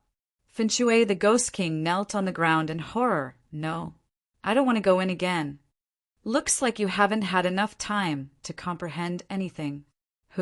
He returned Finshui, the Ghost King's, words to him. Then he waved his hand at the prisoners. Finshui, the Ghost King, was once again thrown into the endless darkness. Looking at the players' discussions, Hui couldn't help but grin. The plot had been reversed, and the current Finshui, the Ghost King, was him, from back then. However, compared to him, there was no Wi-Fi inside, so he must be very unhappy. When he felt that it was about time, he was about to signal the prisoners to fish Finshui, the Ghost King, out. This time, he didn't want to play anymore. He planned to kill him and refine his corpse into a zombie spirit. However, at this time, a strong pressure came from above. The prisoners around he subconsciously tensed their bodies and instinctively got into a fighting stance. "That's incredible. How did you do it? I'm getting more and more curious about you. Seal breaker." As the voice fell, a figure came from afar. With every step, the figure moved forward like a phantom. In the blink of an eye, it appeared not far from Hui. "I have high hopes for you. Are you interested in working for me? Yuan-Shu smiled happily. He didn't even mention his subordinate, Finshui, the Ghost King, who was loyal to him. Yuan-Shu, I'll return Finshui, the Ghost King, to you. Let us go. He was a little nervous. Although he wasn't afraid of death, these 23 prisoners didn't have the ability to resurrect like him. At this time, they were like children who had just been enlightened and were full of attachment to him, who he couldn't bear to leave them behind. I won't accept any negotiation. I only want an answer as to whether you're willing to serve me. Looking at the prisoners standing around him, who he had an idea. All right, I promise you. Of course. He wasn't really willing to serve Yuan-Shu. In order to stabilize Yuan-Shu, he pretended to be loyal and then looked for an opportunity to leave with the prisoners. Yuan-Shu didn't answer. He just stared at he, with purple mist swirling in his pupils. No, you're lying to me. Yuan-Shu waved his long sleeve and a purple vortex formed in his hand. Seeing this, the prisoners around he immediately took a step forward and pushed forward together. A defensive wall was suddenly formed. Although they had lost most of their consciousness, they were still instinctively afraid of Yuan-Shu. They didn't attack him, but subconsciously activated their defense. If that's the case, I'll have to search your soul to find out your secret. Yuan-Shu said, and the purple vortex in his hand suddenly expanded. The surrounding wind swept, and a huge suction began to twist. Wood, gravel, and other objects were quickly sucked into the purple vortex and disappeared. The energy wall in front of he also began to ripple. Wisps of energy mist were sucked away and poured into the purple vortex. As Yuan-Shu pushed out the vortex in his hand, the energy wall began to shake violently as if it would break at any time. Looking at the 23 prisoners who were struggling to resist in front of him, Yuan-Shu's expression was indifferent. Although the prisoners were strong, they had yet to recover their peak combat power. There was still a huge gap between them and him. Even though they worked together, it was still very difficult for the prisoners to resist. Under the continuous extraction of spiritual energy, some of them couldn't take it anymore. Their bodies started to show signs of depletion of spiritual energy. However, none of them chose to retreat or escape because he was standing behind them. Run. Don't worry about me, I won't die. Hui's heart trembled and he couldn't help but roar. Although it was a short-term friendship, their sincerity had moved Hui. He couldn't bear to see them risk their lives for him. The prisoners coughed up blood at the same time. The blood gushed out and turned into blood beads that flew into the purple vortex. Their bodies trembled under the pressure of Yuan-Shu's powerful force. They seemed to be unable to hold on any longer. Their dull eyes were bloodshot, but they still gritted their teeth and held on. At this moment, they once again recalled the time in the endless darkness. There was only one thought in their minds, which was to protect their big brother with their lives and never allow him to be hurt. Even though their bodies were on the verge of collapse and they didn't dare to bear the burden, they still didn't take a step back. Run. Big dumb. Too dumb, you bunch of idiots. I said I won't die. Hui looked at them and couldn't help but roar. Hearing Hui shout, they turned their heads with pale faces, and a silly smile appeared on their dull faces. They were simple and innocent. The attachment in their eyes was very clear, causing Hui's heart to tremble. Huff! The leading prisoner, whom Hui called Big Dumb, suddenly roared. The clothes on his body tore apart, revealing the upper body of a muscular, horned dragon. Chapter 252. As he waved his arms, blue veins appeared and a layer of crimson energy appeared on the surface of his body. Another person began to follow Big Fool's movements and waved his arms. One by one, they suddenly gave up on defense and allowed the purple energy to sweep over them. They began to dance according to Big Fool's movements and rhythm. Yuan-Shu's pupils suddenly shrank when he saw this scene. He could not help but exclaim, "Blood sacrifice war dance!" 23 people stomped their feet at the same time and slammed their right arms on their chests. Crimson energy suddenly swept over their bodies. Yuanchu's expression became extremely solemn when he saw the scene. The blood sacrifice war dance was a kind of oath dance performed by ancient people before battle. It could be traced back to the earliest tribal period in this region. Every time the war dance began, it meant that the warriors were about to sacrifice their lives for their tribe and fight a bloody battle. They burned their own essence, chi, and spirit, like a brave warrior cutting off his own wrist, using everything he had in exchange for a short period of strength. As they danced, blood and sweat flowed down their bodies. The crimson energy grew stronger and stronger. Who? Ha! After slamming their chests again, their eyes turned red. Even so, I'm not someone you can fight against. Yuanchu roared angrily, and the purple vortex suddenly expanded. Who? Ha! Their bodies were burning, and their physical limits were being squeezed out. The crimson energy condensed by the 23 people resisted Yuanchu's attack and continued to push forward. At this moment, he was completely stunned. He saw the analysis menu of Big Fool and the others, as well as the self-sacrifice prompt in the status bar. Are they fighting for me with their lives? He was not the only one. Even the players in the originally lively live streaming channel stopped their bullet screens and stared fixedly at the screen. Their hearts were trembling slightly. Run. Stop sacrificing yourselves. Don't. You said that you want me to be your big brother. It hasn't been long, and you're already disobedient. I'm telling you to leave. If you don't listen to me, I won't want you anymore. He shouted hysterically. At this moment, he really hoped that these fools would listen to him and leave as soon as possible, as far as possible. However, Big Fool and the others turned a deaf ear to him and continued to dance. Along with the flow of sweat and blood, they squeezed out their own life force. Boom! There was a sudden explosion at the point of collision, and Yuanchu was sent flying. On the other hand, Big Dumbo and the rest appeared in front of Huhi in a flash. They used their bodies to form a human wall to resist the impact of the shockwave. Listen to me. Please listen to me. I'm begging you, don't risk your life. Huhi looked at Big Dumb and the others with a pleading expression. Big Dumb and the rest did not say anything. They just stared at Huhi with a silly smile. Die. At this moment, Yuanchu, who had been sent flying, suddenly rose from the ground and pounced toward Huhi with a furious roar. Phew! Ha! The war dance began once more. At this moment, they were like ancient warriors guarding a tribe. Each and every one of them ignited their lives and raised their fighting spirit. They swore that they wouldn't take a step back even if they died. His fighting spirit was burning. The furious Yuanchu was pushed back again and again. He could not help but spit out a mouthful of blood, but he still could not break through the flesh defense. Under such circumstances, Yuanchu went completely crazy. He could not accept his failure because it reminded him of someone, the person who pulled him down from the position of his excellency. Ah, all of you die. His long gray hair danced in the wind. Yuanchu no longer held back.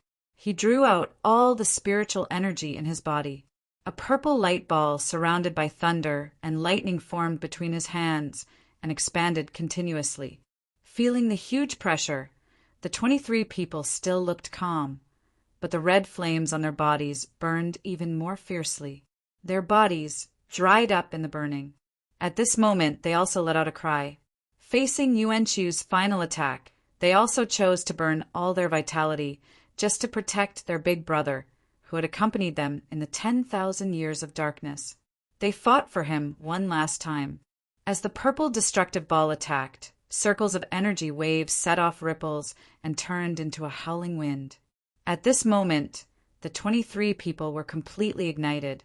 They took the initiative to confront it. When the two sides collided, unexpectedly, there was no burst of energy shockwave. With a continuous sizzling sound, the purple destructive ball continued to melt. Seeing this scene, Yuanchu was completely stunned. Because they were using their last sacrificial power to melt the destructive ball instead of colliding with it. Was it for him? Yuan Shu turned his head to look at Hu He, his expression full of confusion. In the battle with the purple energy ball, charred bodies fell from the sky one by one, and the purple light ball gradually shrunk. At this moment, Hu He bit his lips tightly and tears flowed uncontrollably. When the last body of Big Idiot fell, the surroundings fell into silence. All the energy was melted by them, and all Hu He felt was a breeze brushing past his face. At this moment, Hu He seemed to see Big Idiot and the rest floating past him, each of them smiling foolishly as if they were waving goodbye to him. Big brother, goodbye. Why did you kill them? Why? F***ck your mother. F***ck your ancestors. At this moment, Hu He was completely enraged. He ran madly towards Yuan Shu, who was on the verge of collapse. There was only one thought in his mind. Kill him! Kill him! Slap! Yuan Shu slapped Hu He away, and a sneer appeared on his weak face. There's no reason. They're all enemies, so they deserve to die. I just didn't expect them to be willing to use the blood sacrifice war dance to fight for you. I'm very shocked, but I also feel that it's a pity because the outcome can't be changed, can it? Hu He's eyes were burning with anger. He slowly got up from the ground, wiped the blood from the corner of his mouth, and looked at Yuan Shu with eyes full of resentment. However, Yuan Shu only grinned. Although the process was unexpected, he still won in the end. At this moment, Hu He suddenly turned around and came to the charred bodies of Big Idiot and the rest. Under Yuan Shu's puzzled gaze, he solemnly stored their bodies into the space, one by one. After storing all 23 bodies, Hu He slowly turned around and stared at Yuan Shu, as if he wanted to imprint his appearance into his heart. I, Hu He, hereby swear to all 23 brothers that one day I will take your dog life. Hu He took out a dagger from the space. Yuan Shu, I'll wait for that day to come. I'll make you afraid. This is my vow to all my brothers. After saying this, Hu He stabbed the dagger into his neck under Yuan Shu's incredulous gaze. Even if he had to die, he would never want to die in Yuan Shu's hands. The scene gradually dimmed and everything became blurry. He used to think that he was just an ordinary player who had a different kind of happiness from other players. But now, he suddenly felt a heavy burden on his shoulders, because from now on, he had to shoulder the blood feud of his 23 brothers. At this moment, he had an incomparable desire to become stronger because he understood how important strength was in this world where the strong preyed on the weak. Whether it was fake or real, nothing else mattered. At this moment, in Hu He's heart, those 23 people were his brothers. At the moment when the scene completely dimmed, Hu He seemed to see the simple, smiling faces again. He also saw the 23 bodies roaring and dancing, using the ancient warrior's battle dance to stimulate the limits of their bodies to protect him. He slowly closed his eyes, but tears fell again. Chapter 253. The gaming chamber opened slowly, but Hu He did not get up. Instead, he lay there quietly with his eyes closed. He was the one who dug them out from the seal, and he was the one who brought them out of the endless darkness. If it wasn't for him, none of this would have happened. Hu He initially wanted to use these 23 people for his own benefit. At that time, he did not have any psychological burden at all. However, just now, these 23 people pledged their loyalty to him with their flesh and blood. In the end, they even used their lives to protect his safety. All of this had greatly shaken his heart. He gradually clenched his fists, and his body trembled from the tension of his muscles. He had always thought that he was actually optimistic and a little cowardly. However, at this moment, Hu He felt that he had never been so angry before. Yuan Shu's sneer and indifference appeared in front of him. Hu He screamed in his heart, wishing he could tear him apart. After venting his anger, Hu He opened his eyes. 23 brothers, you will not disappear. In the future, you will walk side by side with me. I, Hu He, will bear your revenge. This is the first promise a cowardly man like me can make in my life. At this moment, Hu who he had already made up his mind to refine all 23 brothers into zombie spirits. They would continue to accompany him and work hard for revenge. Looking at who dissipated in the wind in front of him, Yuanshu's expression was complicated. The development of the situation was beyond his expectations.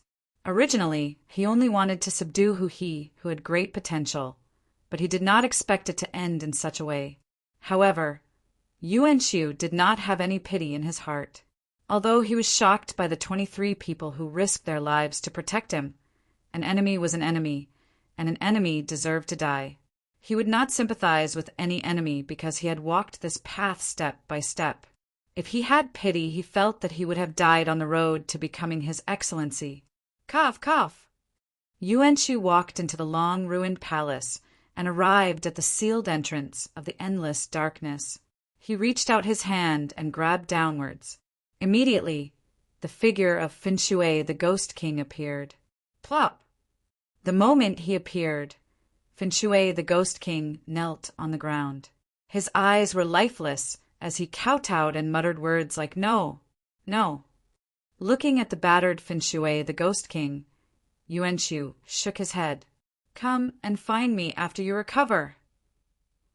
Having said that, his figure turned into a phantom and headed toward the mysterious dragon tomb. In the darkened screen of the live stream, the players were no longer as noisy as before. Everyone was in deep sorrow. While the 23 figures shocked they also shocked everyone in the live streaming channel. The images of the 23 figures roaring and dancing were still vivid in their minds. This tragic scene reminded them of their old friends. Lu Mo, the fat chef, instructor Chu Feng, this was a real world, because in the hearts of the players they were real. At this moment, the players were enraged, completely enraged. In the regional channel, the players were shouting. They wanted to fight and kill Yuanshu. They entered the game one after another and began to gather in the hidden dragon. All of them looked determined. In fact, they all knew that their forces were no match for Yuanshu's army. But so what? They just wanted to vent their frustrations and fight hysterically. At this moment, Lu Wu started the expedition mission again. The Beiki army, which had been waiting for a long time, poured in. At this moment, both the European server and the original server had let go of their previous estrangement. This time, they were only fighting for the sake of those 23 people. They were players, but they were also humans, so they valued relationships. The 23 warriors had died for but they had also died for the players. Even if they were defeated in this battle, they had to kill until corpses littered the field and blood flowed for thousands of miles. They had to kill until their enemies trembled in fear. The incessant sound of the horn to assemble in the sky above the hidden dragon startled the evil king. He immediately flew into the air and arrived above the hidden dragon village. Immediately, he was shocked to find that there were more than 10 million players there, preparing for battle. Are you guys crazy? What are you trying to do? The evil king, who noticed Li Xing's figure, immediately landed and appeared beside him. Evil king, don't stop us in this battle. Otherwise, you will be our enemy. Li Xing said indifferently. You. The evil king had no idea what was going on. The entire player clan was preparing for battle. He did not want to lose this powerful subordinate army just like that. Looking around and seeing the solemn faces, the evil king, who wanted to reprimand them, was speechless. He was the embodiment of evil thoughts, so he could clearly feel the anger in the hearts of the players. This anger gathered into a burning cloud above the hidden dragon village, surging and expanding continuously. At this moment, the evil king was silent. He knew that he could not stop it. I won't support you, the evil king said while looking at Li Xing. No need. After saying that, Li Xing raised the sword in his hand high. Brothers, use this battle to send off the 23 warriors and 23 brothers. As long as our army is not destroyed, this battle will not end. Roar. The players roared in response. The anger in their chests was burning fiercely, and they needed to vent it out. Let's go. Roar. The army of players took heavy steps and set off from the hidden dragon village. advancing step by step toward the mysterious dragon tomb. Looking at the leaving army of the player clan, the evil king had a complicated expression. The army advanced, and the battle flag fluttered. With such a large army pressing on the border, the demon wolf blade and the mad spider ghost king, who were stationed here, had naturally noticed it. They quickly sent people to the mysterious dragon tomb to inform them, and then prepared for battle. When the mighty army of players stepped into the border of the demonic realm, the armies of the two ghost kings had already gathered in the distance. The evil king doesn't want to live. Do you want to live too?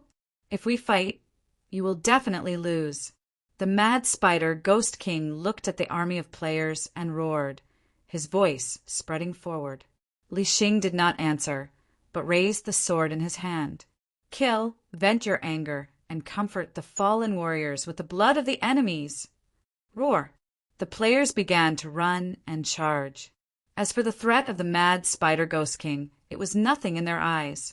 Facing the mighty army of players, the demon wolf blade and the mad spider ghost king's hearts trembled. This battle was not what they wanted, but they could only brace themselves and endure it. Defense. Along with the roar of the mad spider ghost king, the army of demonized people immediately stood guard, forming a defensive shield wall, and waited solemnly. Boom! The army of players faced them head-on and charged forward crazily. The defensive shield wall shook wildly under the impact of the players, and the demonized people in the front row tried their best to resist, trying to hold the line. However, the madness of the players was far beyond their imagination. They stepped on the shoulders of their comrades and jumped into the army of demonized people. Even though they knew that they would be surrounded by countless attacks, they were still fearless. In this battle, they did not need strategies or formations. All they wanted was to kill and vent their anger. The anger in their hearts was the sharpest spear, piercing the enemy's seemingly unbreakable defense, bit by bit, constantly pushing forward. Under such a crazy attack, the defense line of the demonized people collapsed before it could even hold on for a moment, causing the expressions of the two ghost kings to change drastically. Then, they leaped up and pounced on the army of players. The ghost kings were indeed very powerful, and their appearance increased the casualties of the players in the front row. However, they had nothing to fear. Kill. Turn the world upside down. Whether it was the ghost king or Yuanqiu, they dared to kill anyone who stood in their way. Chapter 254. The two ghost kings were stunned by the terrifying lethality unleashed by the army of players who were seething with fighting spirit. There was no doubt that the difference in mentality between the two sides was huge. They were fighting for Yuanqiu and had to hold on even if they had no other choice. However, the players were fighting for themselves, brothers, and friends. This battle was also a battle of revenge. The two ghost kings who were fighting hard in the encirclement began to lose strength as time went by. They didn't understand why the players were fighting so desperately. Was it worth it? This was a question that the two ghost kings couldn't figure out. They had experienced countless battles on the battlefield and understood that the position of a powerhouse on the battlefield was definitely a place of death. Any smart soldier would not be stupid enough to come close and die. However, the players were completely different from what they thought. They were like ants that wanted to devour an elephant, surging forward madly and inflicting damage on them without a care for their lives. Under such a terrifying attack, the two ghost kings could only hold on for less than 10 minutes before flying back and hiding behind the army, panting heavily. At this moment, a trace of fear suddenly emerged from the bottom of their hearts. They were not afraid of the strength of the players, but the fearless momentum that they gathered. Even the two ghost kings had to admit that they were true warriors. This was because this army was fighting them with their lives. It seemed that, from the moment they joined the battle, they had never thought of going back. This was their guess, but the players proved it with their actions, causing the two ghost kings to tremble. Yes, they were afraid. In the distance, the evil king looked at the battlefield with a complicated expression. In his sight, an illusory burning cloud surged above the players, and he also saw the players' high fighting spirit in the face of death. Did they really want to be annihilated? At this moment, he suddenly remembered what Li Xing said back then. My clan is warlike and not afraid of death. This sentence sounded like a complete joke to him at that time. But this time the player clan proved everything with battle. The entire clan was warlike and not afraid of death. This was an army of 10 million fearless warriors. Even the evil king was deeply shocked by the players. He was formed from evil thoughts. Although he had consciousness and emotions, he couldn't understand why the players were fighting with their lives on the line. Am I really just an evil thought that can't understand the meaning of life? The evil king looked a little confused. At this time, the players were killing with bloodshot eyes. Their roars frightened the soldiers of the infernal realm so much that they felt like their guts were about to burst. The thought of fleeing surfaced in the hearts of every demon realm warrior. Their remaining fighting spirit was like a wisp of flame in the midst of a gale, about to be extinguished by the storm-like player army at any moment.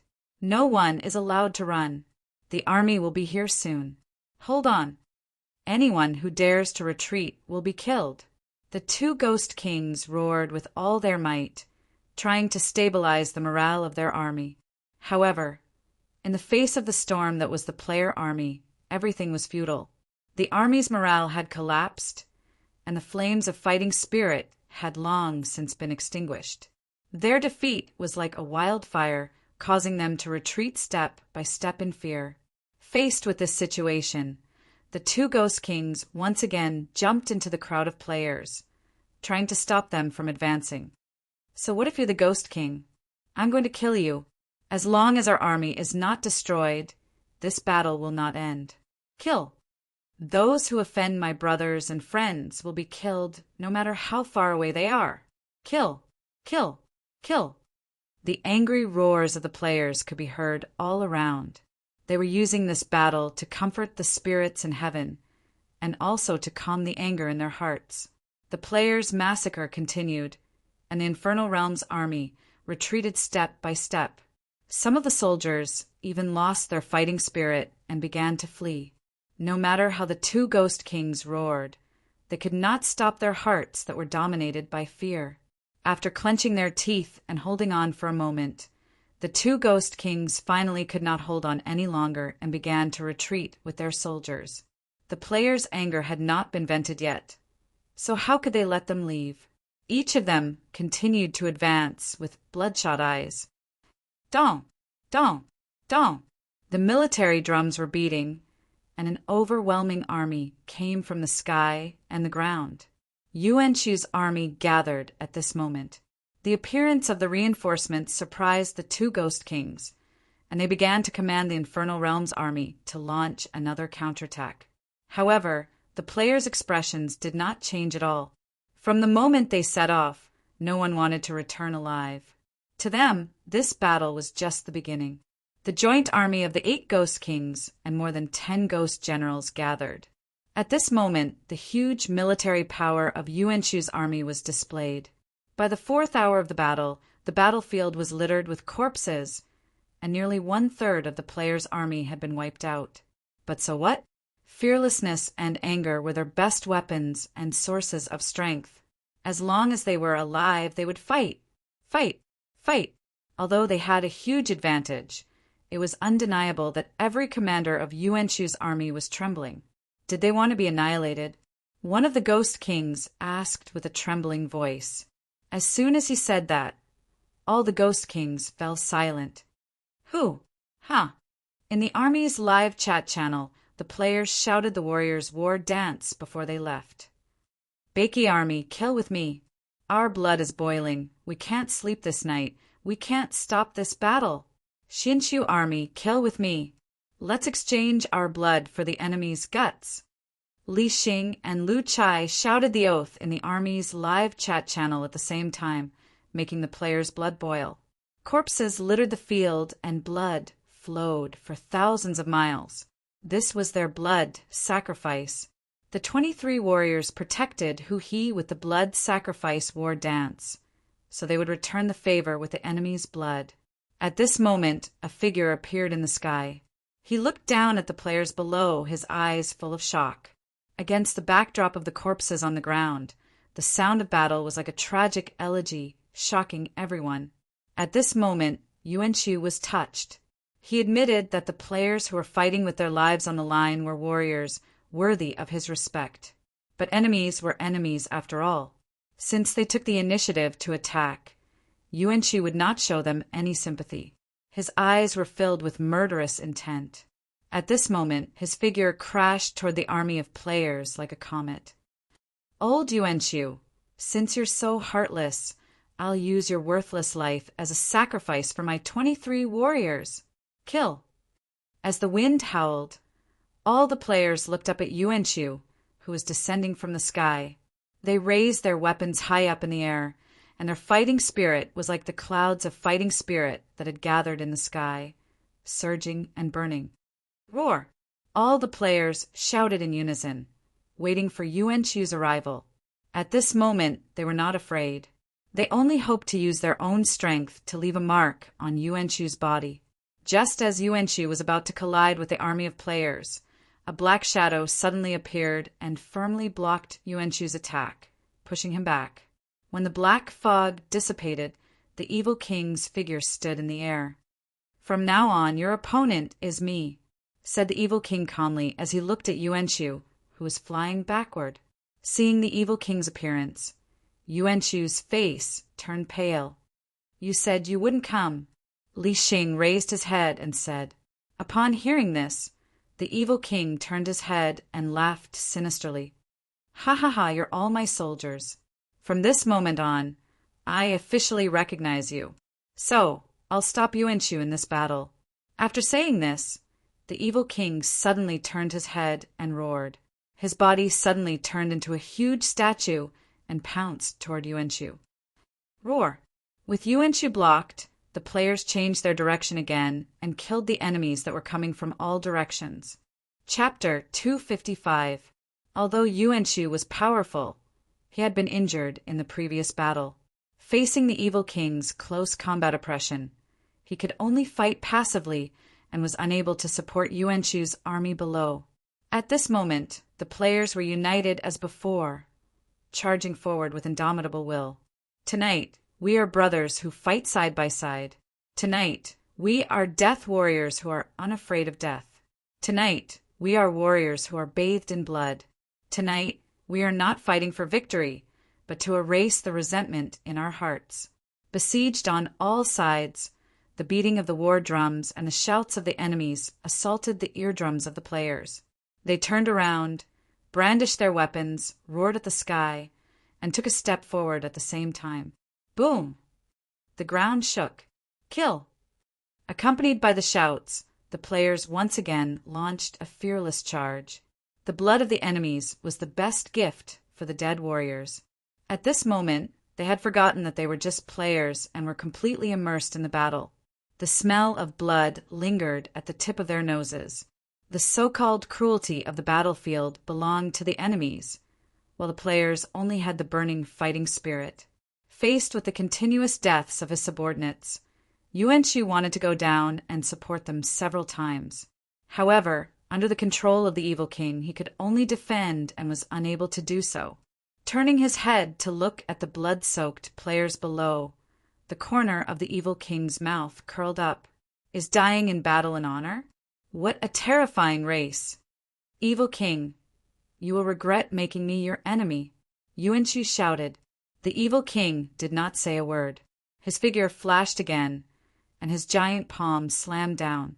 Long dragons formed around his arm, then roared and bit at Yuan Shu. Facing the evil king, who was pestering him, Yuan Shu's hostility skyrocketed. In fact, the reason why he was unwilling to continue fighting with the evil king was because he knew that the evil king could not die. Even if he won, it would be of no use. The most important thing was to help the army reduce the losses. After all, he could not lose this army. This was where he would have the right to speak to the outside world after he took control of this region in the future. They are lunatics, they are lunatics. After being repelled again, a ghost king could not help but roar. He had never met such an opponent before. He was really afraid. It was obviously a huge advantage, but from the Ghost King's point of view, it felt like the players were the attackers, while they were passively defending. At this time, more than half of the player army had been killed or injured. However, they did not stop advancing, resolutely advancing step by step. Their swords were still as sharp as ever, reaping the lives of their enemies. The players weren't afraid of death, but they were. The fallen figures were the warriors that they had painstakingly trained. They were their most important external force. Seeing their clansmen fall in droves, their hearts couldn't help but tremble. If they could, they really wanted to retreat. They didn't want to accompany the lunatics anymore. But under the frenzied attacks of the players, even the right to abandon the battle was taken away. In the endless slaughter, the silhouettes of the players fell one after another, only to be immediately replaced by those who came later, shouldering the fighting spirit of their comrades and continuing forward with their swords. They had really managed to leave the enemy's corpses strewn all over the ground and blood flowing for thousands of miles. As time passed, the number of comrades decreased, but the players became fiercer and fiercer. They were like hungry wolves. Wherever their bloodthirsty eyes landed, the soldiers of the Yuan-Shu army would subconsciously lower their heads, not daring to look at them. At the end of the battle, there were only 1 million players left in the encirclement. The battle seemed to be coming to an end, but neither Yuan-Shu nor the Ghost Kings below felt that they had won, because in terms of mentality and morale, they were the ones who had lost. At this time, the sky started to rain. The blood-colored drizzle sprinkled down, making the atmosphere of the battlefield even more tragic. Ha ha ha, they're afraid, they're afraid. Seeing the Yuan-Shu army surrounding the 1 million players, but not daring to advance, the evil king couldn't help but laugh. At this time he only felt satisfied. The players had used this battle to prove themselves, and had won his respect. Although the self-proclaimed player clan was about to fall, the evil king remembered them in his heart, because they had ignited their own blood. It was a wonderful feeling. In countless years, he had never felt such a strange feeling. It was very hot-blooded, very excited, very carefree. Kill! Facing the Yuan-Shu army, who didn't dare to advance, the players roared in unison. They pointed their swords to the front and brandished their swords at the enemy again. They launched a charge. It was as if they were not the ones being surrounded, but the soldiers of Yuan-Shu army. Even though they were defeated, the players' morale had completely overwhelmed these battle-hardened veterans. Only die in battle on the battlefield. There is no need to return the corpse on the battlefield. Dark clouds hung low and blood rain fell continuously. When the last player fell, the tensed nerves of the entire Yuan-Shu army suddenly collapsed. One by one, they fell to the ground and panted heavily. Even though the players were dead, the fear in their hearts still did not fade. This was a victory, but no one cheered or sang praises. There was only a feeling of survival after a disaster. Looking around, the corpses were everywhere, and the blood that had gathered on the battlefield formed potholes of blood. This made their hearts tremble again. They were afraid. It was as if all the energy in their bodies had been sucked out. They even lost the courage to stand up. The Ghost Kings were also stunned on the spot. Their hearts were just like those terrified soldiers, but they suppressed their fear and did not reveal it. At this moment, they suddenly felt a sense of relief. They were dead.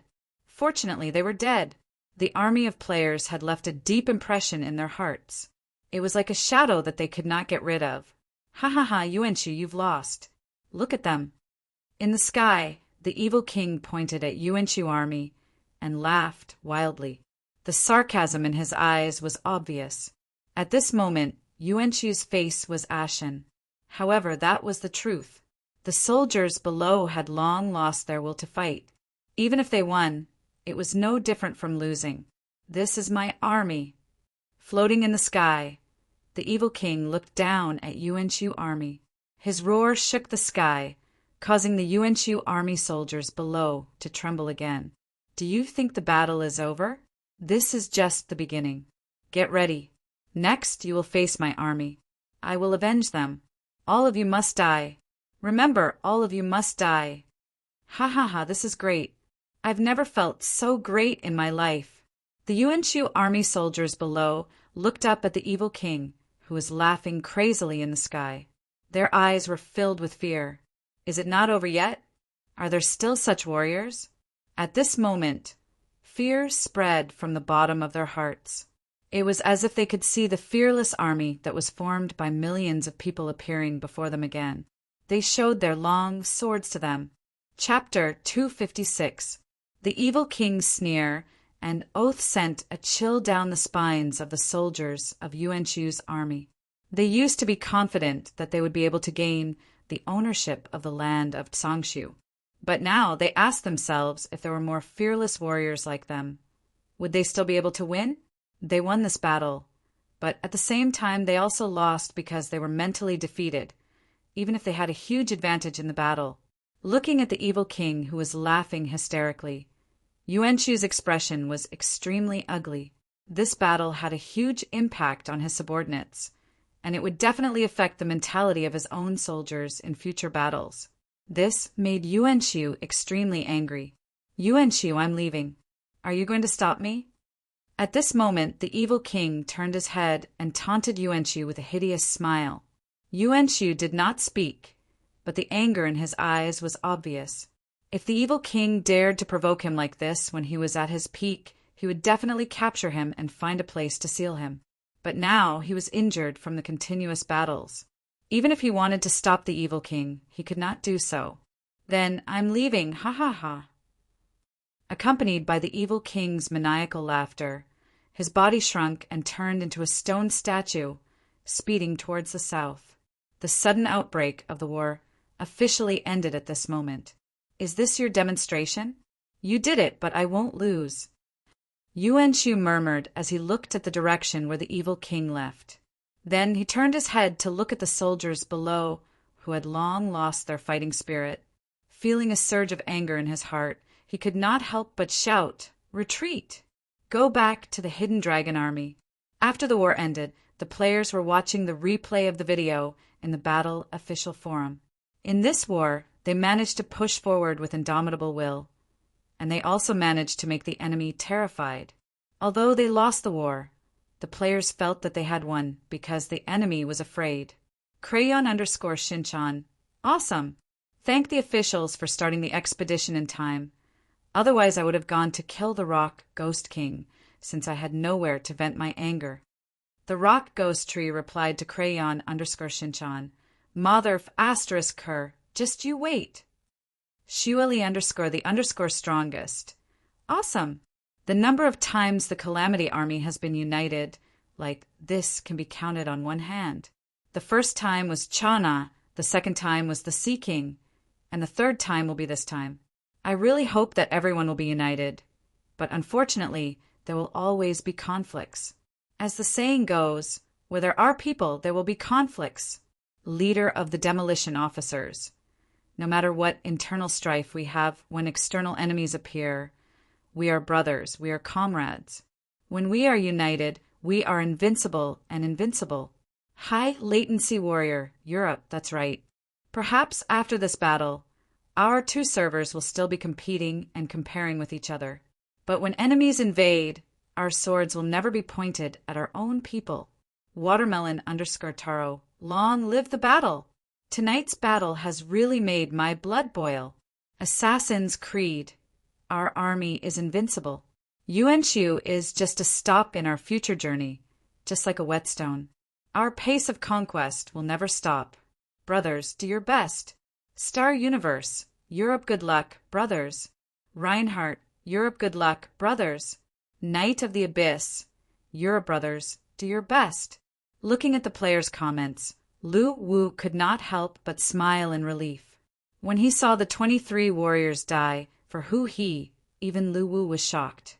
He was enraged as well, because he knew that everything was real. They really used their flesh and blood to defend Hu He against Yuan-Shu. Therefore, when the players began to gather, he did not hesitate to start the expedition and let the Beiki players join the battle. This battle had indeed shocked Lu Wu. The players once again proved that their potential was limitless. The victors were dejected and lost their fighting spirit, while the losers were full of fighting spirit and were already looking forward to the future. This was the huge gap between the Yuan-Shu army and the players. Just like what they said in the forum, Yuan-Shu was just a stop in the journey, it was never the end. After this battle, Lu Wu would no longer start the expedition between the Xiansu army and the Yuan-Shu army, because this was a test for the European server players and also a whetstone for their growth. On the other hand, the Beiki players would focus on the land of the 9 luminaries, which would be the location of their new journey. The players could always create surprises, and Lu Wu always had high hopes for them. The battle ended in the hidden dragon village. A stone statue came from afar and landed in the village.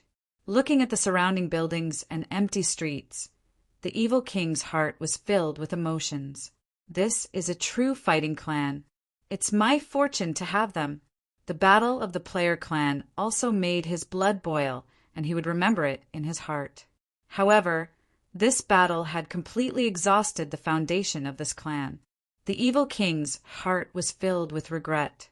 This was supposed to be the biggest trump card in his hand. Sigh. The evil king could not help but let out a long sigh. As he was about to leave, he suddenly noticed that there seemed to be some movement inside the village. He furrowed his brows and immediately left in a flash. However, when he arrived at the southernmost part of the village, the evil king was dumbfounded. He saw countless players walking out of a circle that looked like an altar. Don't push me, make way, let me out. *CK, are you kidding me? The resurrection point is jammed. Make way, people are stacking up. Brothers outside, can you get out quickly? It's jammed inside. Are you guys stacking up a human wall? I can't breathe. Make way, I want to get out. Looking at the dense crowd of players surging out of the altar, the evil king was stunned. At this time he saw a familiar figure. He immediately extended his hand and grabbed forward. Instantly, Li Xing, who was stuck in the crowd, was sucked out. Why aren't you dead? Looking at the familiar face, the evil king was stunned. Seeing the evil king arrive so quickly, Li Xing was also stunned. Fortunately, he was prepared, so he said, Oh, Lord Evil King. Oh, Lord Evil King, I did die, but I resurrected. Resurrected? Yes. Our player clan has a racial talent. After death, we will be resurrected at the clan's altar. Everyone has 3 lives. Hearing this, the evil king was dumbfounded. *CK, then I was touched for nothing? However, there were many immortal abilities in the underworld, but he had never heard of resurrection abilities. Confused, the evil king waved his hand and sucked all the players piled up in the resurrection point out. Then he flashed to the resurrection point and began to carefully observe the altar below. However, the altar was just a decoration. All of its functions were within the battle artifact. How could the evil king see through it? No matter how much he studied it, he could only come up with one conclusion. The altar was very ordinary, so ordinary that there was nothing special about it. Resurrection ability. How terrifying! This racial talent that he had never heard of really shocked the evil king. Although he was curious about the structure of this ability, he could not see through this resurrection altar with his ability, so he could only give up. However, at this moment, the evil king was very happy. Initially, he thought that he had completely lost the spearless army. He did not expect them to be resurrected. The evil king could not help but laugh at the joy of regaining what he had lost. He flashed to Li Xing's side and reached out to pat his shoulder. It's good that you can resurrect. It's good that you can resurrect. At this moment, the evil king looked at Li Xing with satisfaction. It was the complete opposite of the contempt he had when they first met. Although he knew the reason why the players were not afraid of death, to the evil king, they were still true warriors. Even if he had 3 lives, it would be impossible for him to give up one so easily without great courage. This battle had proven the great potential of the player clan, and their existence was enough to deter the entire Yuan-Shu army. At this moment, the evil king was full of confidence in winning the position of His Excellency. Chapter 257. Beginner battle type, Ghost Commander, Trial Challenge, applicable for all battle type professions. Seeing that Lu Chai was sent flying, the live stream suddenly became lively. Seeing so many people supporting him, Lu Chai was a little embarrassed. After all, he did not have much confidence in this battle. I'm finally at level 100. Let's try to challenge the Ghost Commander and do a live stream for our guild brothers. Don't plan to pass. It's purely for entertainment. Don't take it seriously. Poster. Leader of the demolition officers. Moreover, after entering the land of Naraka, Lu Wu would not create a resurrection point before the players took over the ownership of an area. At the same time, Lu Wu's soul coin income began to increase rapidly. However, the violent beast's reaction was extremely quick. When it saw that its attack was unsuccessful, it twisted its body on the spot.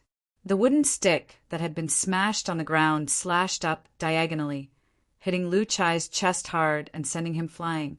Every resurrection was changed to a random location in a fixed area. The difference in physical quality between the two was huge. It was impossible to pull away from it. Lu Chai could only bite the bullet and face it head-on. Crayon_Shinchan replied to A_large_wolf-dog. Since you're sticking to me, I'll pet your head first. Laughing emoji. After pressing the confirm button, his vision dimmed. When it became clear again, Lu Chai found himself in the wilderness, facing the roaring violent beast. Lu Chai did not dare to fight it head-on. He quickly rolled on the ground and dodged the wooden stick that was slashing at him. Shueli_the_strongest. Go for it, Guild Master Lu Chai. As the power gem on his body flashed, he raised his right arm. Other than killing the Death Clan in the Void Ocean, the players' harassment in the territories of the Hydra King and the Rock Ghost King became more frequent. Of course, he did not have much hope. Boom! As for the subsequent servers in the Asia server, Lu Wu was already making preparations. He set up a new template for them and developed a diversified development path for the players. Of course, Lu Wu would definitely choose a relatively weak area in the land of Naraka for the fixed resurrection point. Beginner support type, Ghost Commander, Trial Challenge, applicable to all support type professions. At this time, Lu Chai had finally reached level 100 after the battle last night. He had also reached the minimum requirement to challenge the Ghost Commander trial. The challenge fee was a large part of his recent soul coin income. In front of him was a 3-meter-tall, hideous-looking giant orc holding a thick wooden stick, glaring at him fiercely. Crayon_Shinchan, Guild Leader Demolition. What are you waiting for? Use Sacrifice and hit him with Poseidon. With this skill activated, I guarantee that you'll be able to kill him instantly. At most, you'll just have to start all over again. It's just level 0. What's there to be afraid of? Therefore, the reason why he challenged Lu Chai this time was just to test the waters and see the gap between him and a real Ghost Commander level monster. After the description dimmed, a countdown appeared in front of Lu Chai. After all, the new server was spawned in Naraka. However, the players knew their limits. At the very least, they knew that the Rock Ghost King and the Hydra King had provided great help in the battle against the Sea King. Hence, they were being merciful. Squadron leader of the demolition officers. Go violent beasts laughing emoji. After the battle in the Infernal Realm, the desire of the players to become stronger became especially strong. Before the challenge officially begins, I will solemnly state that no HP potions, amplification potions, blessing scrolls, or, after paying the fee at the Mansion of the Dead's management office, 2 selection panels appeared in front of him. They started with the Doomsday Survival Mode, a challenge of hell difficulty. The number of players in the Australian server and other servers that were originally planned to be built could not be compared to these big servers. Therefore, merging them was a good choice as it could greatly enhance the player's survivability in the early stage. That was to merge the servers. The 3 main servers of South America, North America, and Oceania would be merged into one server and renamed the Naraka server. As Lu Chai was currently the guild leader of Bakey's #1 guild, he was very popular among the players. His live broadcast quickly attracted the attention of many players. At this stage, many level 130 players could not pass the Ghost Commander trial.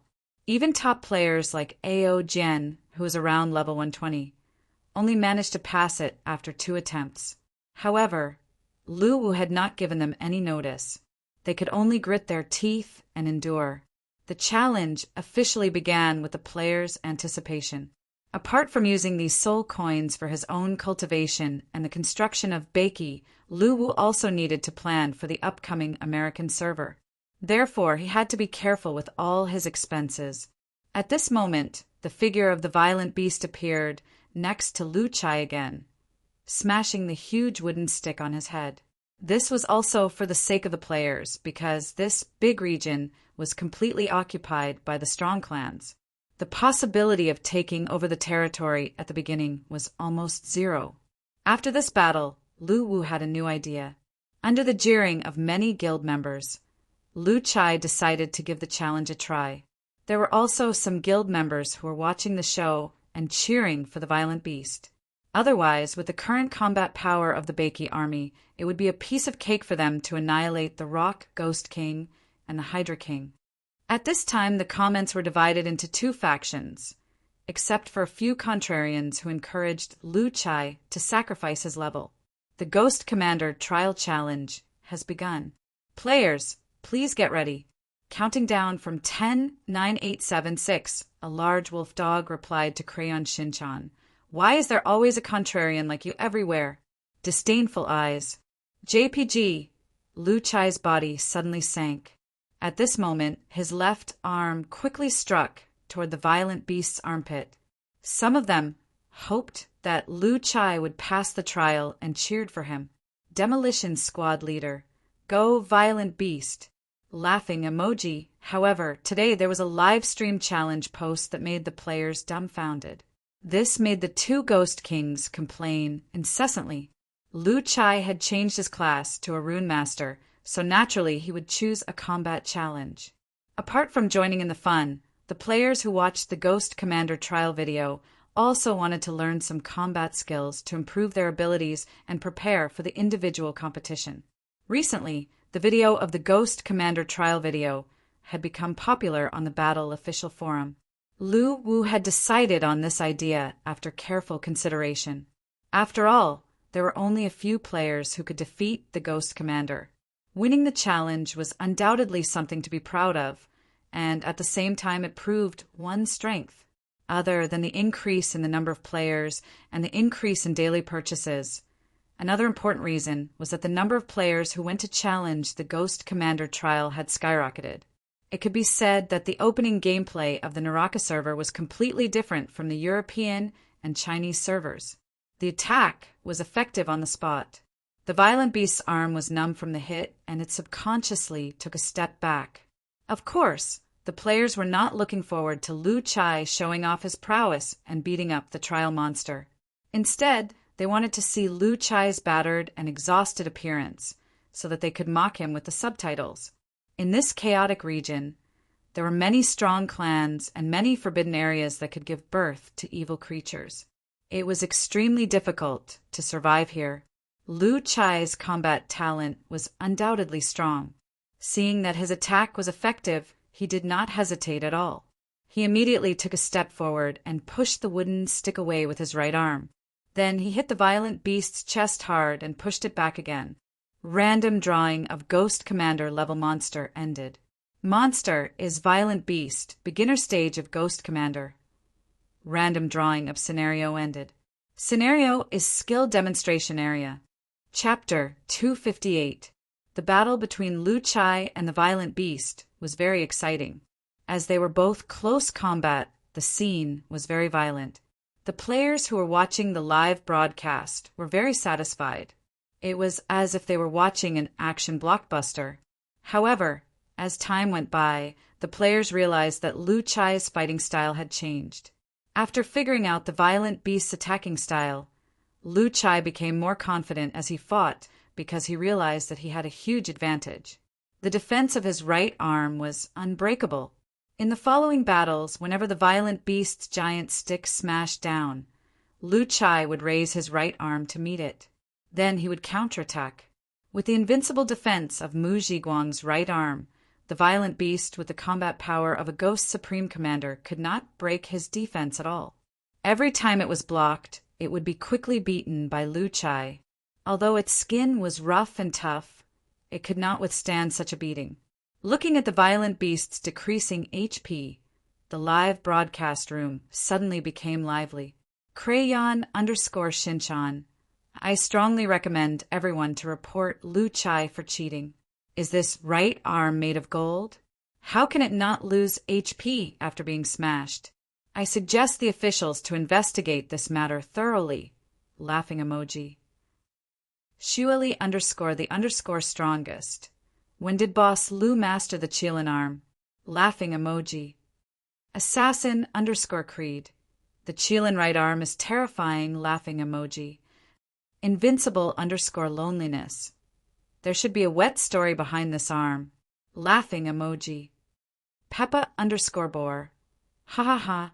President Lu's way of passing the trial is too ridiculous. It's equivalent to holding up an invincible shield.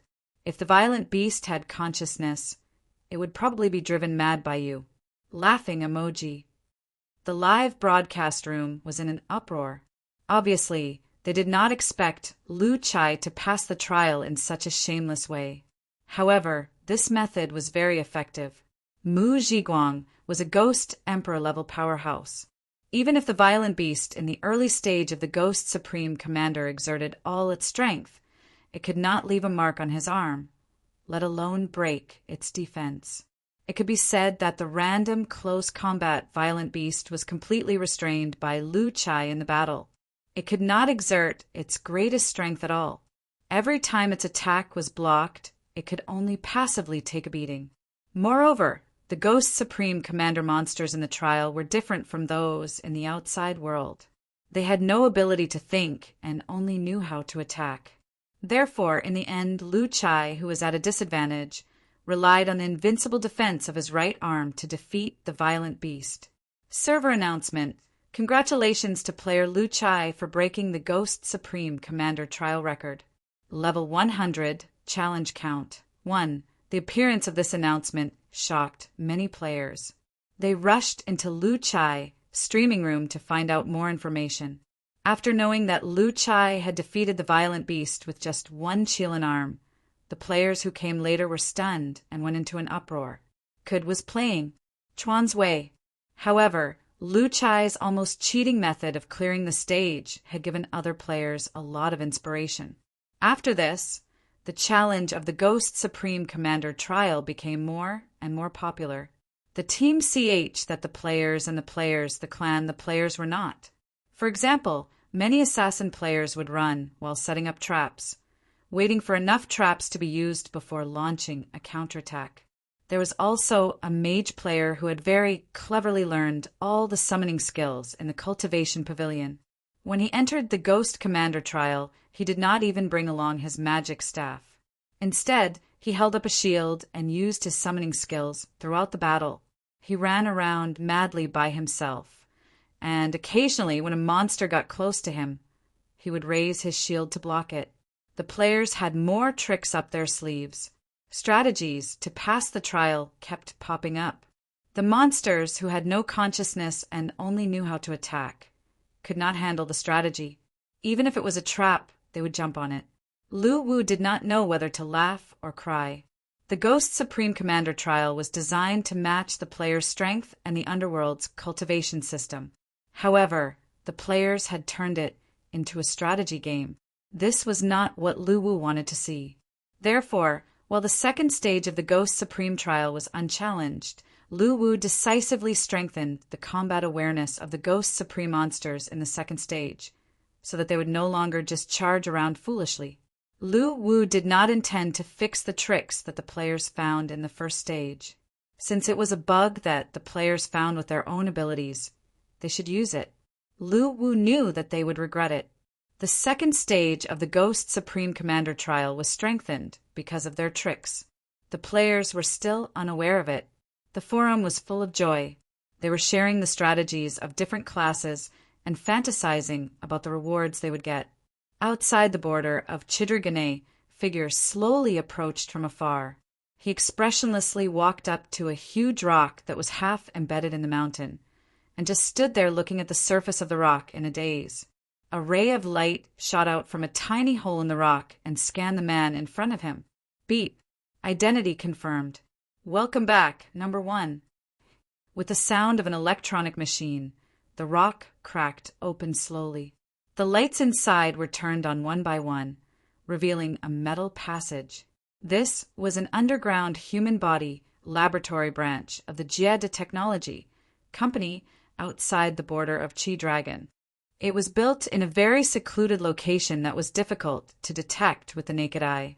This was where number 1 was modified and gained powers that surpassed that of ordinary humans.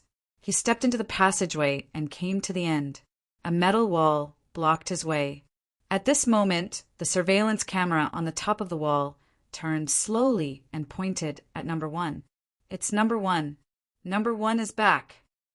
Seeing the familiar figure on the screen, the surveillance personnel immediately took out the walkie-talkie and reported to the base director. Quick, let him in. Abel, who was sitting in the office with the base director, quickly said. He was full of anticipation when he thought about meeting the person in charge of the battle gaming company who had given him a headache. He even thought about how he was going to entertain this distinguished guest. As the metal door opened, an elevator leading to the underground was revealed. Number 1 immediately stepped into it. Number 1, go to the base director's office. He's looking for you. At this moment, the voice of the surveillance personnel was heard in the elevator. Number 1 did not answer, and only nodded. Suddenly, a cold light flashed in his eyes. When the elevator reached the designated floor, the elevator door opened, and number 1 strode towards the base director's office. Along the way, he passed by the human body experiment warehouse and saw countless human bodies immersed in the nutrition chamber. These people's bodies were covered with scars, and some of their skin had even ulcerated. They looked to be in great pain.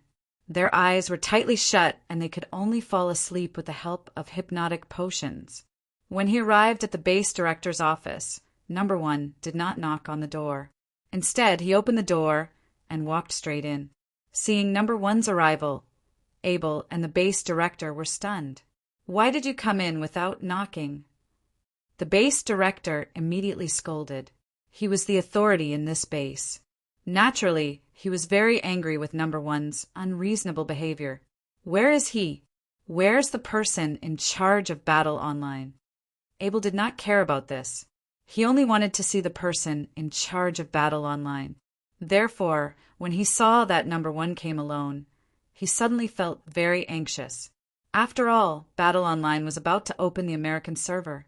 If this matter was not settled, their market in the American server would be taken away by the Black Sea Corporation, just like the local and European servers. I'm asking you, where is he? Seeing that number 1 did not speak, Abel immediately walked in front of him, grabbed his collar, and roared.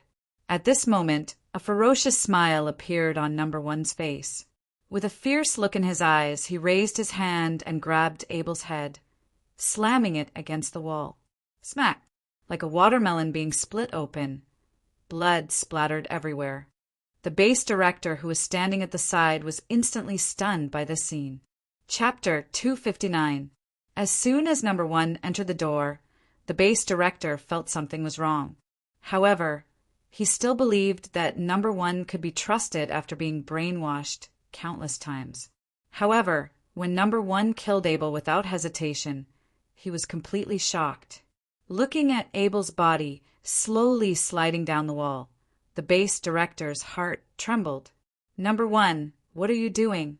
Are you crazy? I'm ordering you to get out now. Number 1 did not answer.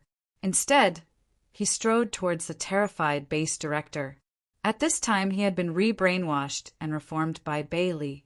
Naturally, the base director's order had no effect on him. Looking at number 1, who was approaching, the base director quickly opened the drawer and pressed the regional alarm button in panic. Beep, beep, beep, the alarm rang at this moment. However, number 1 was already approaching, and the base garrison could not provide support in time. At this moment, Number 1 reached out his hand and strangled the base director's neck, lifting him up bit by bit. The base director immediately began to struggle, slapping Number 1's arm randomly. His face gradually turned red due to the lack of oxygen. Crack! As the blue veins on Number 1's arm bulged, the base director's neck suddenly twisted, and he stopped struggling. After dropping the base director's body, Number 1 turned to the door and reached out to open it. Click, click. The sound of guns being loaded rang out. Unknowingly, the base garrison had gathered again. Number 1. Hand over the base director. The leader, who was fully armed, shouted at Number 1. Seeing this, Number 1 took a step back into the room and closed the door. Then, with a roar, his muscles tightened, and he slammed into the wall on the side. Boom! The thick wall collapsed instantly under the impact of Number 1. The base guards outside were also taken aback. They immediately raised their guns and aimed at the dusty area. Roar!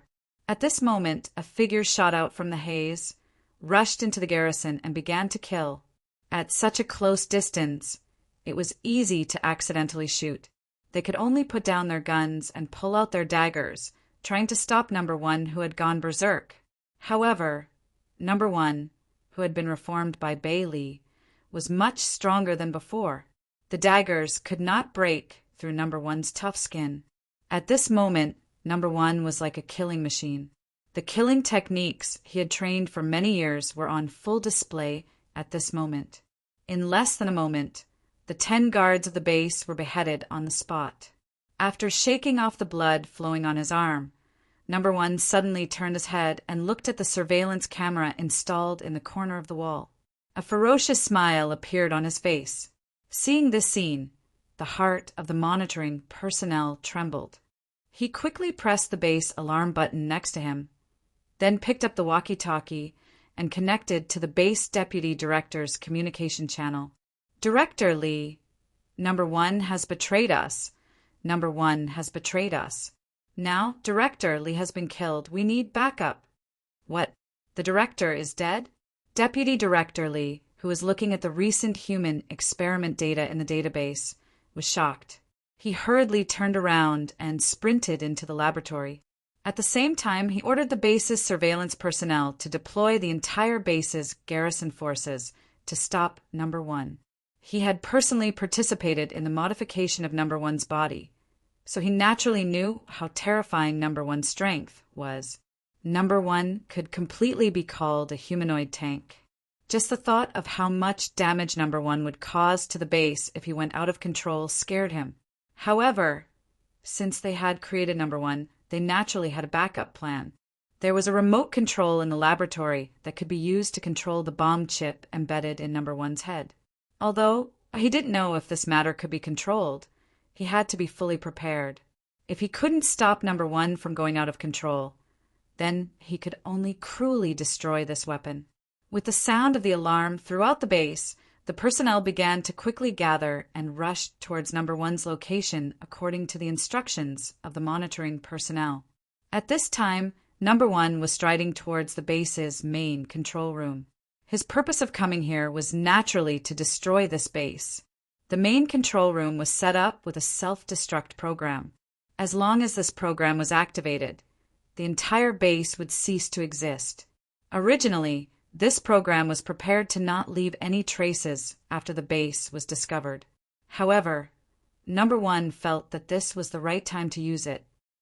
Number 1.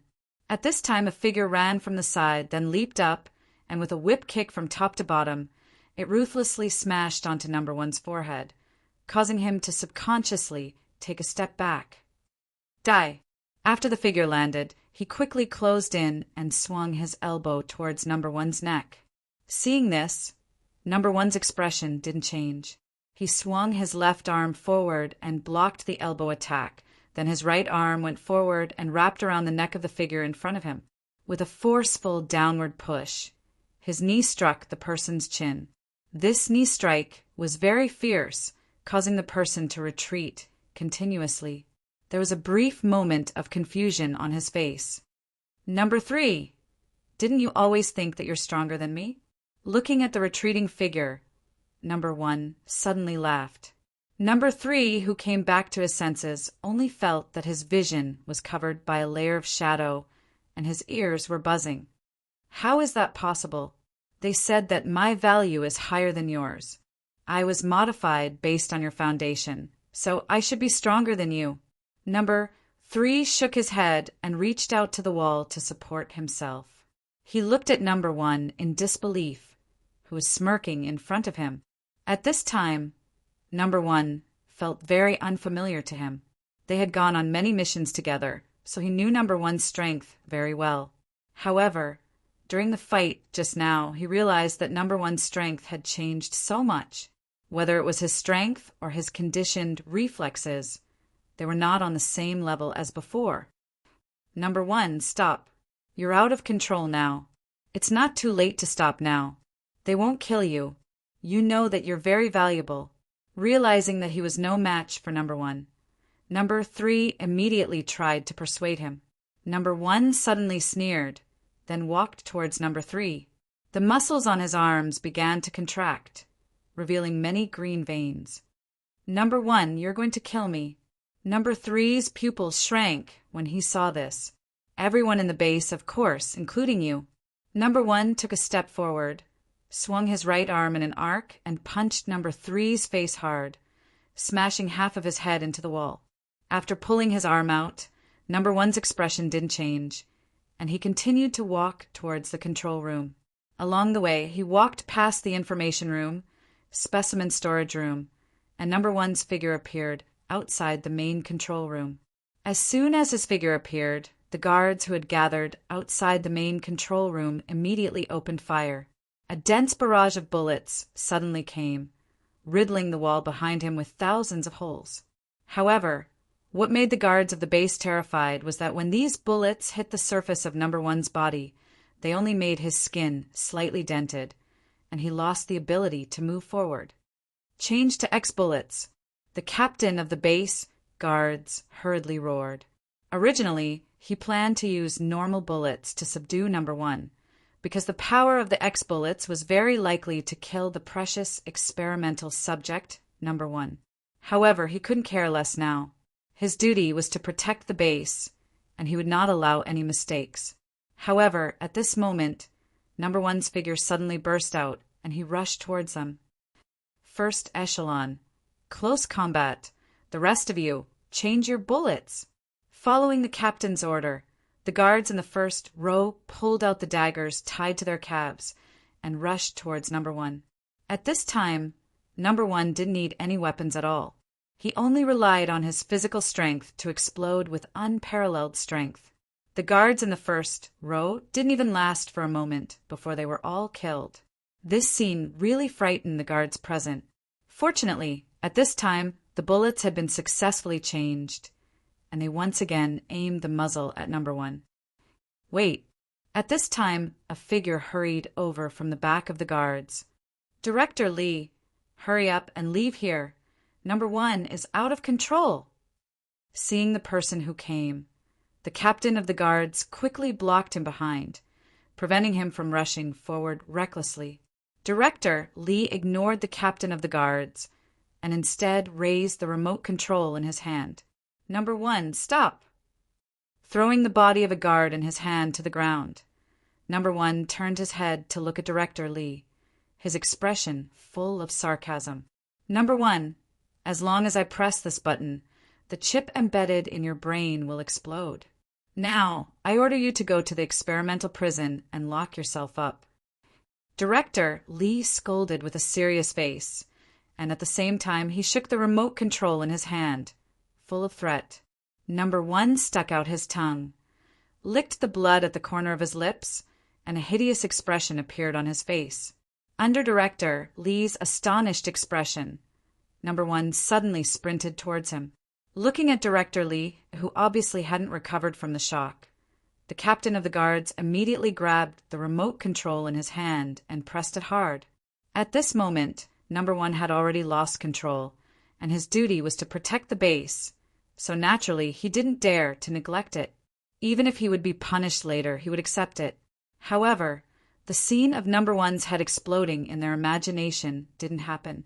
Under the shocked expression of the captain of the guards, a strong arm swept across his cheek and pinched Director Lee's head. Smack! Director Lee's head was crushed by a strong force, and blood splattered on the face of the captain of the guards. At this moment, the captain of the guards was completely dumbfounded. Looking at the fist that was gradually enlarging in front of him, there was only one thought in his mind. This group of researchers really wasn't reliable. The experimental subject that promised not to betray lost control, and now even a self-exploding chip, had problems. My life is over. Chapter 260. Pa. Under the horrified gaze of all the guards, the heads of Deputy Director Lee and the captain of the base guards burst open, blood splattering everywhere. They immediately turned their guns and started shooting at Number One. However, something even more unbelievable happened. The X-bullets hit Number One's body. Although they broke through his physical defense, the bullets embedded in Number One's body did not penetrate too deep before they were squeezed out by his muscles bit by bit. The original wounds were healing at a speed visible to the naked eye. Seeing this scene, all the guards were dumbfounded.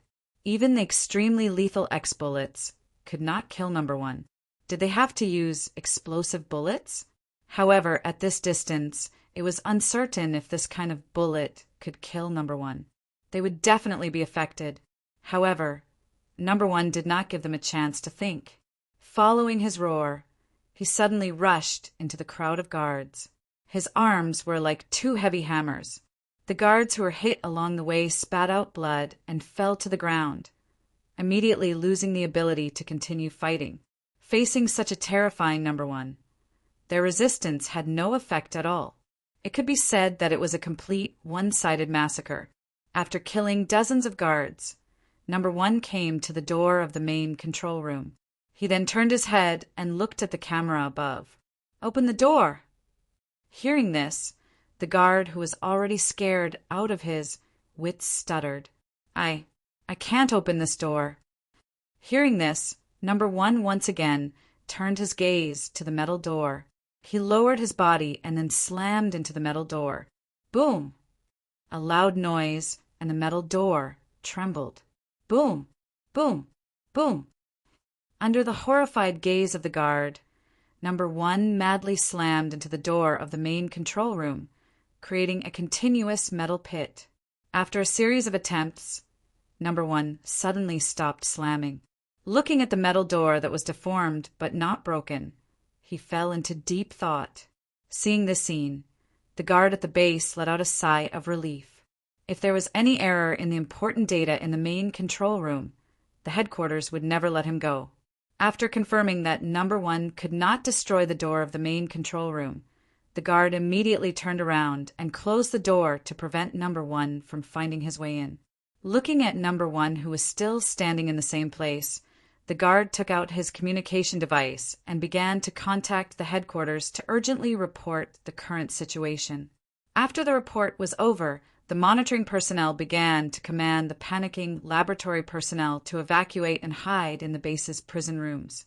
These cells were originally used to control the experimentals that had gone out of control. The surrounding walls were also made of the latest alloy material. Perhaps they had never expected that they would one day enter one of these cells.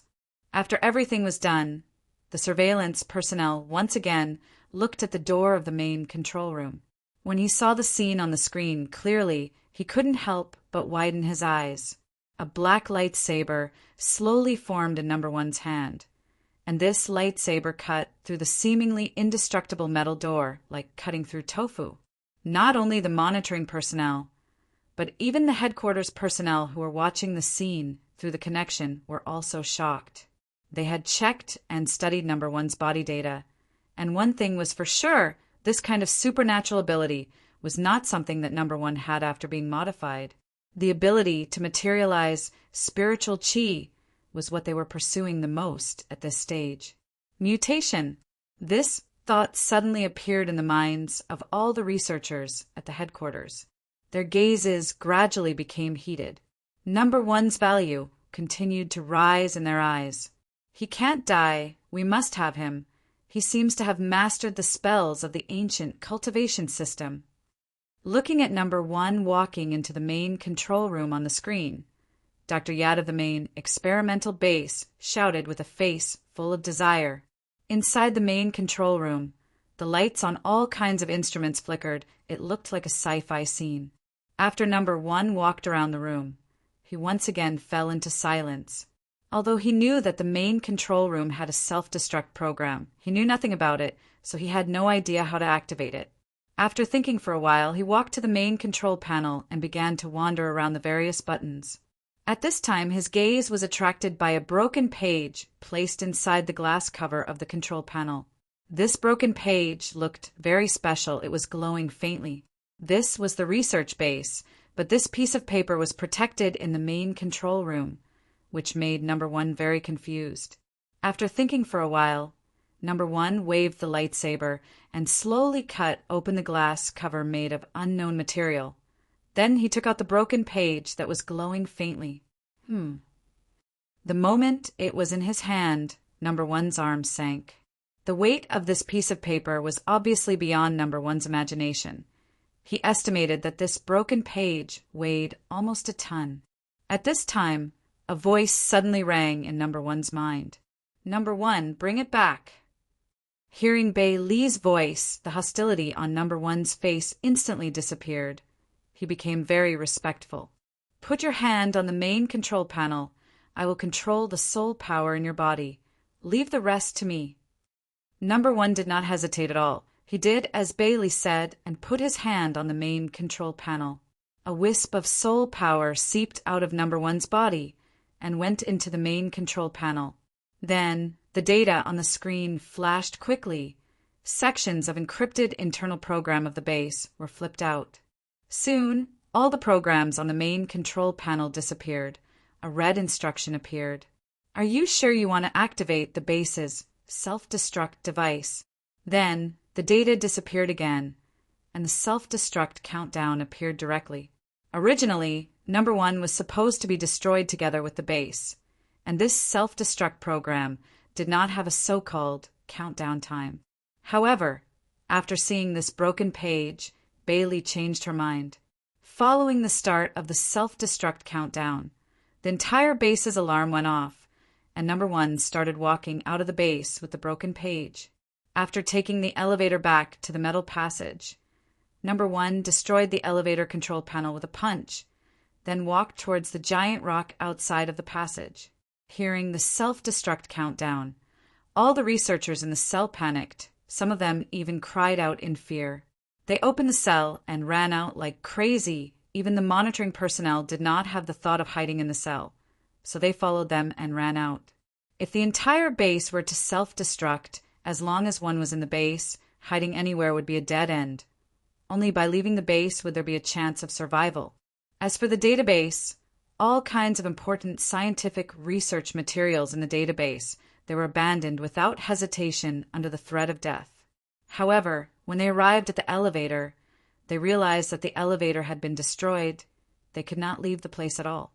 At this moment, despair spread in the hearts of all the researchers in the base. One by one, they laid on the metal wall outside the elevator, knowing what they were going to face next. At this time, number one had already walked out of the giant rock door. He turned his head to look at the giant rock, then retreated a distance, but he did not leave. Instead, he stared at the giant rock door and waited. The order he received was to destroy the entire human experiment base, so naturally he would not allow anyone to escape. As time passed, a muffled sound was heard, and the ground shook violently. The ground above the laboratory began to collapse, including the giant rock that was disguised as the door. Everything fell into the collapsed pit. Everything inside the base was destroyed in the explosion, whether it was the data, the researchers, or even the battered experimental subjects.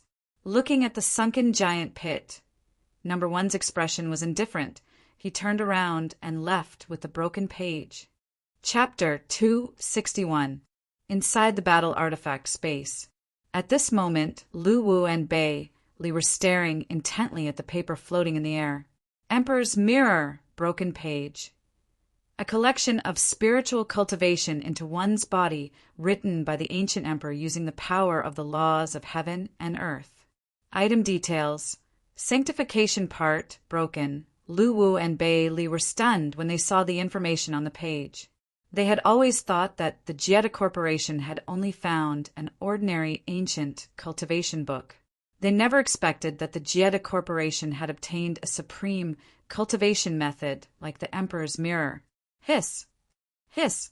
Lu Wu and Bei Li, one adult and one child, gasped at the same time. What kind of existence was the Emperor? He was more powerful than the emperors of the heaven realm and the underworld. He was once the strongest in the three realms. How could their cultivation manuals be ordinary? What a waste! They actually used such a supreme codex for human spiritual energy recovery experiments. Bei Li murmured as she looked at the broken page. Good stuff. Lu Wu couldn't help but exclaim.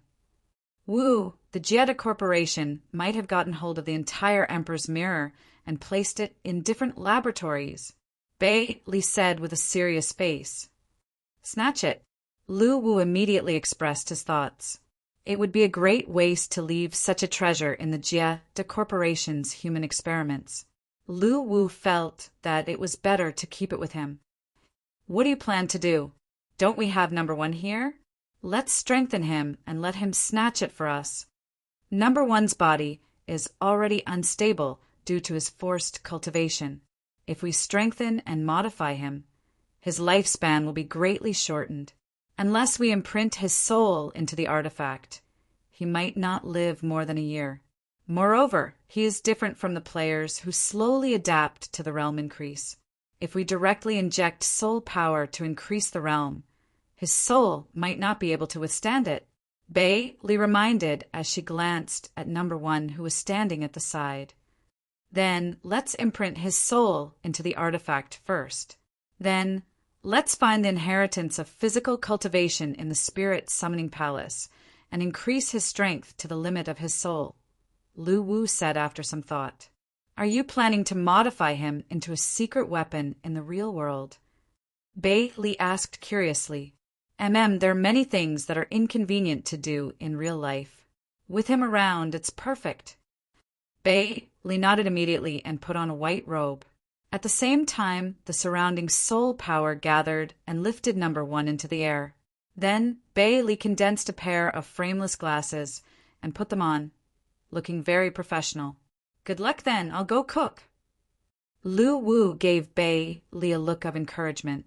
Bei Li returned a solemn look. Make more. I have a good appetite today. Lu Wu wanted to say, You're making it sound like you don't have a good appetite. But he stopped himself after some thought. His figure slowly faded out of the artifact space. Land of the 9 luminaries, His Excellency, Xian Tian Pavilion. 9 ferocious-looking figures, each 3 meters tall, sat in a circle in the main hall. The table in front of each of them was filled with all kinds of spiritual materials, meat and wine. Big brother, the situation in the underworld is a little turbulent now. This seems to be a bad sign, a relatively thin man said to His Excellency Xing Yao, who was sitting in the main seat. It's none of our business. As long as it's not a war between the fairies and the underworld, no matter how big the fire is, it won't affect us. Xing Yao finished the wine in his cup and said nonchalantly, His Excellency Tsangshu failed to defy the heavens, and the patriarch of Beiki killed a god for the source of God. Maybe those guys in the sky will declare war on us. 9th brother, don't jinx it. If a war really breaks out, we'll only be cannon fodder even if we control a big region. After all, this is a war between gods. Xing Yao couldn't help but scold his 8th brother, Hui Yao, who was still making sarcastic remarks. Hui Yao became listless when he heard that and looked at the food on the table. Big brother, there's something I need to tell you. Jin Yao, who was sitting at the side, swallowed the meat in his mouth and turned to look at Xing Yao. The 9 brothers of the land of the 9 luminaries are ranked as follows. Xing, Yu, Ri, Chen, Jin, Mu, water, fire, and earth. The earth-breaking clan that was blocking our way to Beiki seems to have disappeared. I happened to pass by that day and was going to greet the leader of the earth-breaking clan. But I found out that the entire earth-breaking clan has moved away from the barren grassland. Xing Yao's face froze when he heard that. Big brother, Beiki is now a land without a master. Do you have any thoughts? Jin Yao asked again with anticipation. Of course I'm interested. I'll go to Beiki and become His Excellency. Yu Yao, who was the second brother, grinned. Xing Yao did not say anything and fell into deep thought. In fact, they had been coveting the land of Beiki by the sea for a long time. Moreover, with the power of the 9 of them, it would not be a problem to conquer Beiki. In their opinion, the previous kings of Beiki were simply too weak to withstand a single blow. However, the existence of the Earthbreaking clan was the reason why they did not make a move. Although the 9 of them were strong, only the big brother, the second brother, and the third brother had reached the Ghost Emperor realm. Other than the big brother, Xing Yao, who had reached the late Ghost Emperor realm, the other 2 were only in the early Ghost Emperor realm. If they really went to war with the Earth-breaking clan, Lai Shan alone could fight against the 9 of them. Although they had the confidence to win, the price they would have to pay was undoubtedly huge. As the contender for the ancient king of Beiki, Lai Shan was like a tall mountain that blocked their way to Beiki. Therefore, they could only put this idea aside. However, now that they heard that the Earth-breaking clan had moved away from the barren grassland, the 9 of them suddenly became excited. Without the Earth-breaking clan, the road to Beiki would be smooth sailing. Their army could easily enter the territory of Beiki, so it would not be difficult to take over the position of His Excellency. By then, with the blessing of the Great Emperor, there would definitely be one more late Ghost Emperor realm powerhouse among them. Is the news reliable, 5th brother? What if Lai Shan comes back? Xing Yao did not make a decision immediately but asked. I'm not sure, but since the Earth-breaking clan's base is gone, it's very likely that they have left. However, just to be safe, let's wait a little longer. We've already waited for so many years. A little longer won't make much of a difference. Let's wait a little longer. Oh, right. Go and find out which is the strongest force in Beiki now. We can try to win them over and see if they are willing to cooperate with us. Big brother, leave this matter to me. When we successfully take over Beiki, I will become His Excellency. Yu Yao said impatiently. Go, be careful. If Lai Shan comes back with his people, retreat immediately. Otherwise, if he finds out that you're coveting Beiki, with his hot temper, he will never let you go. Big brother, I know that. If Lai Shan comes back, I will definitely leave with my people. I don't want to go against that lunatic. I'm leaving now. You guys take your time to drink. Yu Yao stood up and left in a hurry after saying his goodbyes. Knowing that the position of His Excellency of Beiki was vacant, he could not wait to take over Beiki and accept the Great Emperor's blessing. When the 9 luminaries decided to bare their fangs at Beiki, the players of Beiki also received a mission notification. Main mission: Conquest of the 9 luminaries. Mission summary: after half a year of conquest, our army has finally taken control of the land of Beiki. However, the pace of conquest will not stop. The land of the 9 luminaries, which is close to us, will be the next land of conquest. Explore this strange territory. Countless resources are waiting for you to plunder. Mission requirement: explore 5% of the land of the 9 luminaries. Mission reward: title of Pioneer. Chapter 262. With the advancement of the main mission and the start of the expedition in the land of the 9 luminaries, the Beiki players were extremely excited. This represented a new challenge, as well as more opportunities and resources. Soon, the players began to form teams and prepared to explore the land of the 9 luminaries to see what kind of environment it was. However, at this moment, an uninvited guest arrived. At the entrance of the Mansion of the Dead, there was a messenger sitting on each of the 9 Chaos Earth Dragons. Each of their hats had an underworld word written on them. They were star, moon, sun, chun, metal, wood, water, fire, and earth respectively, representing the 8 lords and His Excellency in the land of the 9 luminaries. Their appearance immediately attracted the attention of the players. A large number of them went out of the city to watch. Friends from the mansion of the dead, we are the 9 luminaries' messengers under His Excellency. We are here to discuss important matters with your Lord. After the players analyzed the message of the messengers, they all had a strange look on their faces. In their eyes, they were courting death. We were just about to get rid of you, but you actually came to us. The players did not waste any time. These 9 messengers were all ghost generals, so they naturally did not want to let them go. They surrounded them and were ready to turn them into resources. Brothers, don't be impulsive. Let's see what their purpose is first. Lu Chai's voice rang in the live chat channel. The players still gave Lu Chai face and stopped in their tracks. Messengers of the 9 luminaries, tell us your purpose here. Lu Chai squeezed through the crowd and appeared in front of the messengers. Are you the Lord here? The messenger with the word Xing on his hat asked immediately.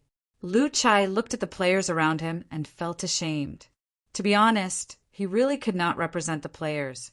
They did not attack him now because they were giving him face. He really did not dare to accept the title of Lord. Don't waste time. Why are you asking him first? You answer whether he is the Lord or not. Yes, don't waste time. Ask him first. Lu Chai nodded secretly when he heard the other presidents speaking in the live chat channel. He then said, I am the Lord of the mansion of the dead. What do you want? The messenger of Xing Yao heard him and nodded. He then threw a scroll in his hand to Lu Chai. Lu Chai reached out and took it. He glanced at the line of words on the scroll, Decree of His Excellency 9 luminaries. Then he cast a puzzled look at the Xing Yao envoy. Open it and take a look. If you're willing, the land of the 9 luminaries will guarantee that you'll have a high position in Beiki in the future. When the surrounding players heard this, they almost burst out laughing. It was true that natural disasters didn't show their might, and yet another force that treated them like sick cats had appeared. Seeing the eager players, Wu Gui immediately spoke in the regional channel. Everyone, restrain yourselves. Let's look at the contents of the scroll first. After opening the scroll in his hand, Lu Chai sent a screenshot of the contents of the scroll to the regional channel. However, when the players saw the contents of the scroll, they all laughed. His Excellency, the 9 luminaries, actually hoped that the players would be loyal to him and help him attack the other forces in Beiki in exchange for the position of a great lord in the future. Do you take us for fools? Why isn't he taking off? I'm suddenly looking forward to the future conquest of the land of the 9 luminaries. Boss Lu, write an edict as well. Just say that if His Excellency 9 luminaries hands over the territory to us, we will give up on turning him into soul coins. Naturally, the messengers of the 9 luminaries had no idea about the players' discussion in the regional live chat channel. They were still waiting for Lu Chai's reply. In fact, they were quite confident when they came to recruit Lu Chai. Their way of thinking was different from the players. From their point of view, the forces of the land of the 9 luminaries were already there, and the forces in Beiki were fighting against each other. Even if they joined forces, they would still be no match for the land of the 9 luminaries. As long as they made the promise of becoming a great lord, these people would definitely submit. After all, this condition could put an end to the turmoil in Beiki and allow them to enter a stable stage of development. Secondly, they could own a bigger territory and obtain more resources. Moreover, His Excellency Xing Yao had clearly written in the edict that he was willing to provide military support. With so many benefits, an ordinary lord would definitely agree to it because it was a good opportunity to rely on the power of the land of the 9 luminaries to develop their own forces. Unfortunately, the ones they recruited were the players. How could the players fall for this trick? They were all ready to beat up the 9 messengers to vent their anger. Lu Chai's face was also unfriendly. Beiki was already the player's territory, but His Excellency Xing Yao had already extended his hands into their territory before they even came knocking on their door. It was simply intolerable. Guild leader Lu Wait, the official commentator, said that the strength of the land of the 9 luminaries is stronger than ours. Don't worry, let's try to trick him again. Hearing this, Lu Chai frowned. However, when he saw that the person who spoke was Yin Xiaoqi, he couldn't help but be stunned. Yin Xiaoqi was now considered very famous among the players. He had made 2 plans to turn the situation around for the European server players. Therefore, Lu Chai had a deep impression of him. Hence, he chose to accept Yin Xiaoqi's suggestion. How about this, Guild leader Lu? I'll say something and you say something. Let's get to the bottom of the situation first. All right, I'll listen to you first. Lu Chai nodded. Lord of the Mansion of the Dead, I hope you will consider this seriously. Beiki is not only under your control. We chose you because we trust you. Don't let us down. Hearing this, the players started to discuss among themselves. To them, the threat of the 9 luminaries' messengers was nothing. In the land of Beiki, the Rock Ghost King and the Hydra King were actually on the same side as them. This could be seen from the battle with the Sea King. After all, if they wanted to rebel, they could have surrendered to the Sea King when the Sea King navy attacked. Messengers of the 9 luminaries, the Imperial Edict states that you are willing to provide military support. When will your army arrive? Lu Chai asked according to Yin Xiaoqi's words. Hearing this, the Xing Yao messenger's face froze. To be honest, he couldn't guarantee when the military support would arrive. After all, at this stage, whether the Earth-breaking clan would return was still a question. They dared not send their troops rashly. After a moment of silence, the Xing Yao messenger spoke again. As long as you agree to send troops to attack other forces, our military forces will arrive soon. Messenger, perhaps you don't know this. Although we occupy the Mansion of the Dead and have the largest force in Beiki, we have become extremely short of resources after several expeditions recently. If your military forces can't keep up, how are you going to start this war? As long as you start the war, we will provide you with resources. As for the military forces, we will catch up as soon as possible. Slap. At this moment, Lu Chai slapped his thigh. Messenger, you should have said so earlier.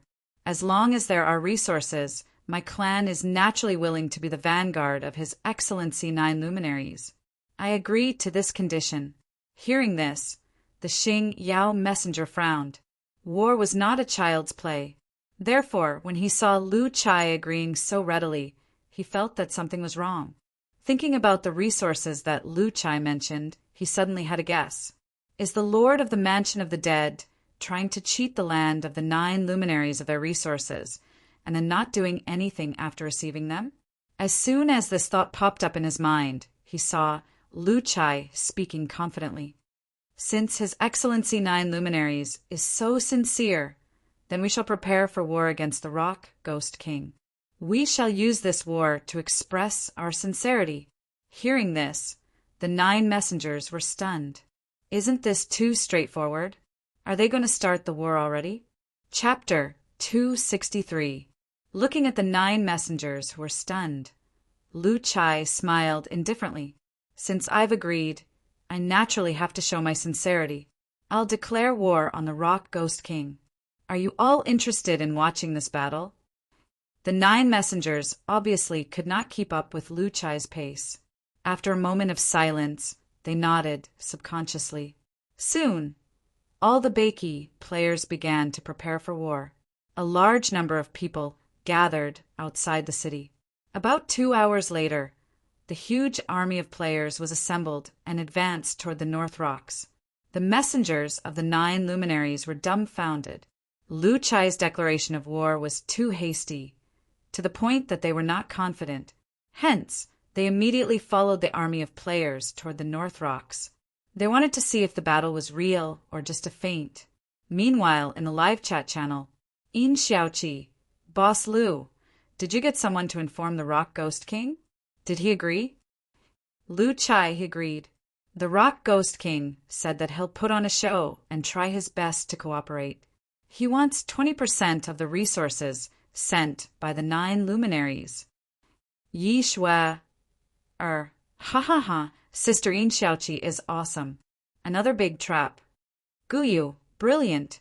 If we play with this plan, we'll admit defeat if we don't make them shut up. Wu Gui, interesting.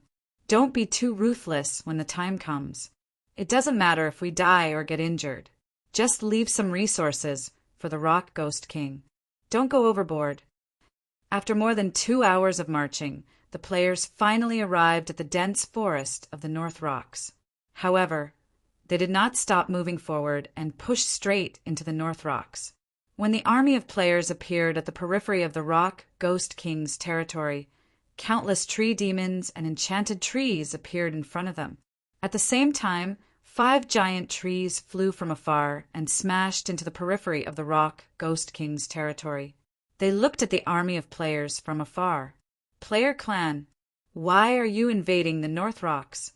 The Rock Ghost King scolded angrily.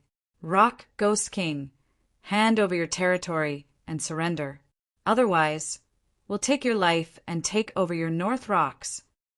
Lu Chai immediately roared in response. This is the North Rocks.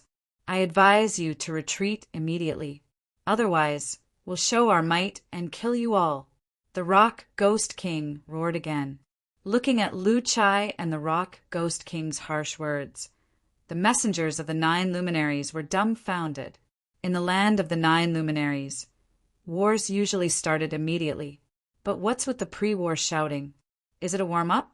All right, you bastard Rock Ghost King. Since you don't want to surrender, then go to hell. Kill him. Stubborn fool, my North Rocks isn't something you can obtain. Children, kill with me. At this moment, Lu Chai and the Rock Ghost King roared at the same time, and the army immediately rushed forward. Seeing this scene, the 9 emissaries' expressions froze, and they began to observe the battle situation. The 2 armies collided and the slaughter began. During the battle, the players went easy and started to show off their acting skills. In this battle, the players had to let the 9 luminaries' envoys see that they were fighting with all their might. But at the same time, they had to die inadvertently during the battle.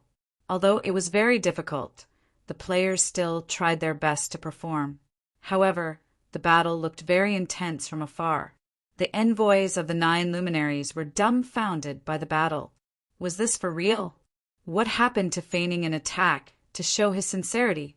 The envoys of the 9 luminaries were so shocked that they were speechless as they looked at the players who had died.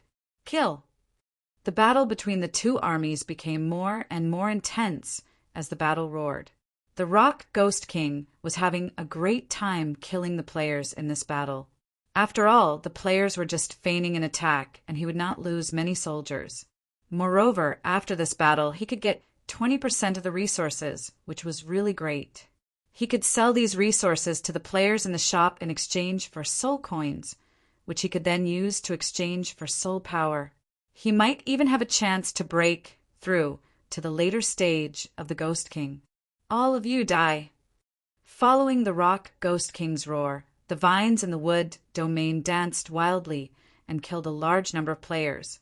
Previously, he had been bullied by the players, but at this moment, the Rock Ghost King was extremely happy and he killed even more vigorously. After all, he might not have such an opportunity to slaughter the players again.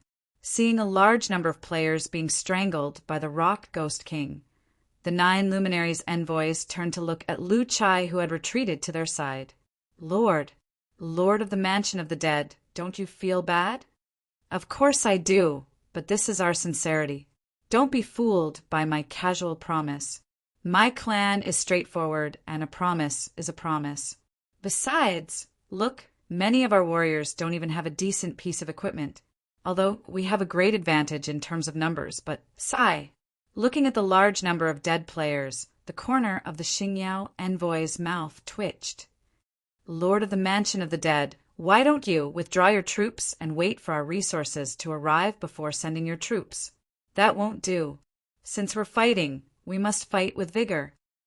Lu Chai immediately rejected and then shouted forward. Boys, kill. That's the Rock Ghost King. Kill him for me.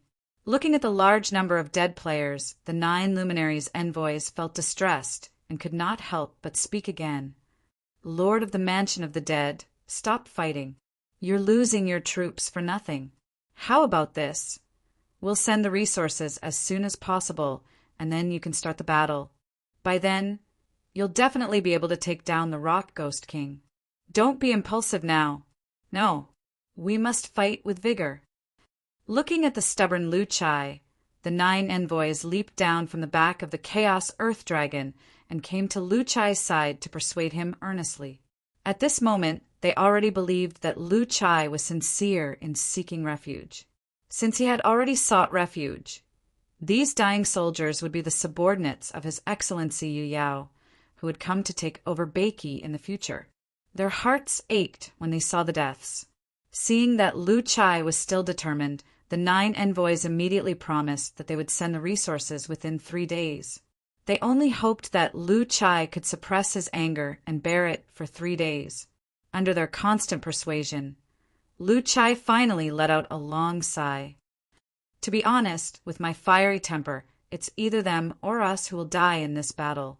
But since I have already pledged my allegiance to you, I still have to listen to the words of the lords and give them face, right? Upon hearing this, the 9 envoys nodded quickly with a look that said they agreed with him. In that case, I'll give you face and end this battle like this. But in the next battle, I'll have to fight them to the death. There was another hidden meaning in Lu Chai's words, which was that if the resources sent were not enough and they still couldn't defeat the Rock Ghost King, then such a useful vanguard of the Mansion of the Dead would be gone. The 9 luminaries' envoys nodded in unison again and looked at Lu Chai with gratitude. From their point of view, Lu Chai's decision was really giving them face. At this moment, they had absolute trust in Lu Chai. They felt that he was an honest and straightforward lord who was easy to control. Chapter 264. Lu Chai agreed to withdraw his troops reluctantly, but the 9 messengers were grateful, feeling that it was Lu Chai's respect for them. When the army of the player clan retreated, the Rock Ghost King's acting skills were on full display. He roared furiously and began to command his army of tree demons to chase after the player clan. Once again, the army of the player clan suffered heavy casualties. The 9 messengers were heartbroken to see this. When they returned to the Mansion of the Dead, the players pretended to be exhausted, lying on the ground to rest. Messengers, you've seen the strength of our clan. We are absolutely reliable in battle and are not afraid of death. Unfortunately, our equipment and resources can't keep up. Sigh. Lu Chai sighed as he spoke. Lord of the Mansion of the Dead, don't worry. We've seen your sincerity. We'll go back and report to His Excellency and the other lords to convey your message. By then, resources and weapons will be provided in time. Great. When your resources arrive, we'll start a war with other forces. At this moment, both the messengers and the players were very happy. The messengers were happy that they had easily recruited the biggest force in the Mansion of the Dead at this stage, paving the way for Lord Yu Yao in Beiki. It could be said that they did not need to waste a single soldier. On the other hand, the players were happy that another fool had taken the bait and was now obediently giving them resources. After another round of discussion, both sides burst into laughter, looking like the guests were enjoying themselves. After the discussion ended and the messengers left, the players stood up in high spirits and could not help but laugh. Forum, Crayon_Shinchan. My acting skills were off the charts today. The F** King, Tree Demon, did not tie me up. Fortunately, I was quick-witted. I took 2 steps forward and bumped into his vines, allowing him to strangle me to death. So, can I have more drumsticks from the director? Laughing emoji, Shueli_the_strongest. You guys won't believe it. I wandered around the ancient tree demon for a long time and winked at it, but it did not hit me. I was so angry that I stabbed it in the back. Now it finally noticed me and crushed me to death. Laughing emoji, Watermelon_Taro. It's so hard to die. There are too many players. I feel like the little tree demons can't kill all of them. Laughing emoji, Assassin_Creed. I was going to take the opportunity to scrape some powder off the Rock Ghost King, but I was killed the moment I got close. I'm so angry. It's such a rare opportunity. Little Tree Rock replied to Assassin's Creed. You wicked bastard, Tonggua's face. JPG, Faded Tonggua replied to the Little Tree Rock. I advise you to be kind and delete this picture. Chana's overhead view. JP. Roasted Jade Rabbit hugging Chong. Ha ha ha, it's so fun. At that time, the little tree demon in front of me seemed to be tired of killing. Its branches and leaves were all trembling. It looked so weak and cute. I want to catch it and raise it, laughing emoji. Crayon_Shinchan replied to, holding Chong roasting Jade Rabbit. Are you going to catch it and raise it up, chop it up and sell it as spiritual materials? You're very creative, laughing emoji. Lu Wu was completely convinced after witnessing the players' amazing maneuvers. He was His Excellency of the 9 Luminaries, a man of high status. Yet he was fooled by the players. It could only be said that players who died after being resurrected were really crazy. Land of the 9 Luminaries, Xiantian Pavilion, His Excellency Palace.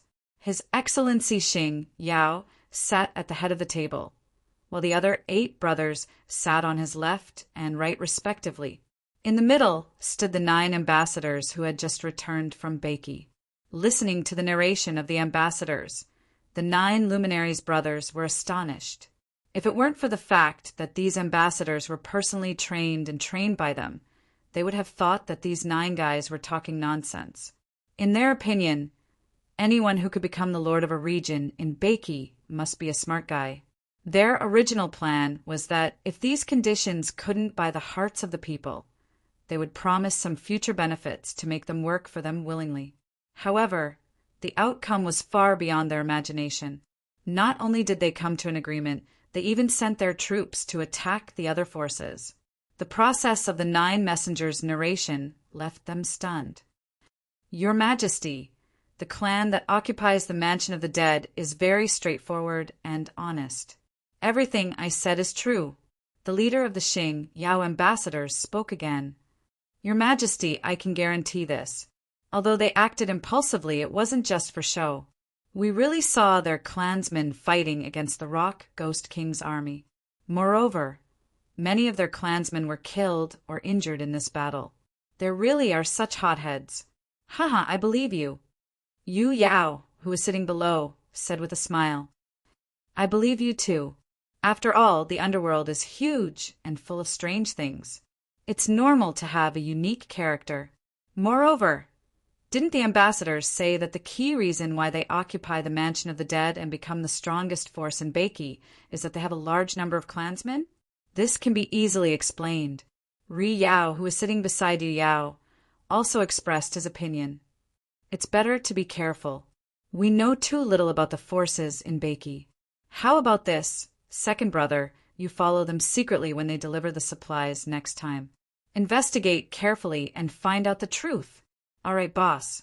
I'll go prepare the supplies now and follow them to take a look. Yu Yao replied with a grin. Yu Yao was very satisfied with the Mansion of the Dead described by the ambassadors. After all, it took a long time to cultivate a loyal force. It couldn't be better to have such a group of hotheads. After everything was settled, Yu Yao bid farewell to his brothers and left first. He was in charge of preparing the supplies this time. Naturally, he had to check it himself. There was also a very important reason. In his opinion, he was the future emperor of Beiki, and the Mansion of the Dead would be his subordinates in the future. Therefore, he had to give them more supplies. After all, the supplies now belonged to the 9 brothers. However, once they were in the hands of the Mansion of the Dead, they would belong to him. Yu Yao made a small calculation in his mind. He headed to the resource warehouse to pick the supplies to be sent to Beiki. The resource warehouse of the land of the 9 luminaries was a huge castle. It was heavily guarded outside by 3 shifts. Each shift was guaranteed to be led by 2 ghost general realm commanders. At the same time, the castle was equipped with various alarms and killing taboos. Even if one had reached the Ghost Emperor realm, it would be extremely difficult to take away the treasures without triggering the taboos. However, as the ruler of the land of the 9 luminaries, no one would stop Yu Yao from entering the castle. When he arrived at the entrance of the castle, Yu Yao cut his finger and pressed it on the bloodline detector at the entrance of the castle. This was only the first taboos at the entrance of the resource fortress. After passing through 9 taboos in a row, Yu Yao finally entered the resource warehouse. Fluorescent lights were flashing all over the floor. The entire resource warehouse was filled with the rich fragrance of spiritual medicine. Apart from a few special treasures that were placed neatly in a corner, the rest of the items were scattered on the ground. Yu Yao glanced around and began to think about what supplies he should bring to Beiki. Spiritual medicine? I must bring this. It can improve their strength, and I can use it in alchemy in the future. Spiritual mine? I must bring this too. However, since I've already brought the spiritual mine, I'll bring a few blacksmiths too. Equipment? This was the key. They were lacking equipment now. Since everything here was good equipment, he would bring a few for the Lord of the Mansion of the Dead and his personal guards. Treasures? He would bring a few for the Lord of the Mansion of the Dead as a reward. There was no need to give anything to the others. Yu Yao walked around the resource warehouse. He picked up an item from time to time and commented on it. He was starting to pick a gift for his future subordinates. Chapter 265. After all the supplies were prepared, Yu Yao immediately dispatched his subordinates to form a supply escort team of 100 people. It wasn't that he didn't want to bring more people. The main reason was that the earth-breaking clan from the barren grassland could come back at any time. He was afraid that it would be difficult to explain if he brought too many people with him. After all, with Lai Shan's personality, he would definitely beat him half to death if he knew that he was trying to take over Beiki. Moreover, the road to the Mansion of the Dead was extremely safe. After all, no one in the land of the 9 luminaries would dare to rob him. Moreover, the burial ground in front of the Mansion of the Dead had long been destroyed, so there were no other forces present. However, this was the first batch of resources that he had sent out. Yu Yao planned to hide in the dark and observe for a while before deciding on the subsequent amount of resources. After everything was ready, Yu Yao set off with the supply team. At this time, Yu Yao had disguised himself, restrained his aura, shrunk his body size, and changed into a guard's uniform. His purpose was to not attract attention. A day and a half later, the supply team led by Messenger Yu Yao arrived at the Mansion of the Dead from Beiki's direction. The players were already familiar with the identity of Yu Yao's messengers. Naturally, they did not stop them and allowed them to enter the Mansion of the Dead. Lu Chai and the others, who had received the news, were already ready. They greeted them warmly the moment they entered the city. Lord of the Mansion of the Dead, I'm glad that I didn't disappoint you. I've delivered the promised resources. Messenger Yu Yao leaped off the back of the chaotic earth dragon and cupped his fists at Lu Chai. Haha, you're being too polite, Messenger. With your material support, the other forces are definitely no match for us. When the time comes, you can just come and take over Beiki, Lu Chai said with a smile. At this moment, Yu Yao, who was in the team, smirked when he heard Lu Chai's words. Apparently, he was very satisfied with Lu Chai's attitude. However, he still planned to investigate further. However, what he didn't know was that the surrounding players were using data analysis to scan everyone in the escort team. Soon, a picture was sent to the regional channel. Lu Xiaowei. Everyone, take a look and see who I found. Attached screenshot. Moonlight, early stage Ghost Emperor. Character details. One of the rulers of the land of the 9 luminaries, ranked second among the 9 luminaries brothers, and has a moon illumination army of 3 million soldiers under his command. Character status. Disguise state, peak. Although Yu Yao's disguise was perfect and flawless, the players saw through his disguise right away as they had cheats on him. Ha ha ha, there's a hidden boss. Is he preparing to play the pig to eat the tiger? Laughing emoji. Everyone, don't expose yourselves. We'll let him disguise himself. Let's see who will be the first to be played with. Laughing emoji. Undercover? Spy 007. Impersonator?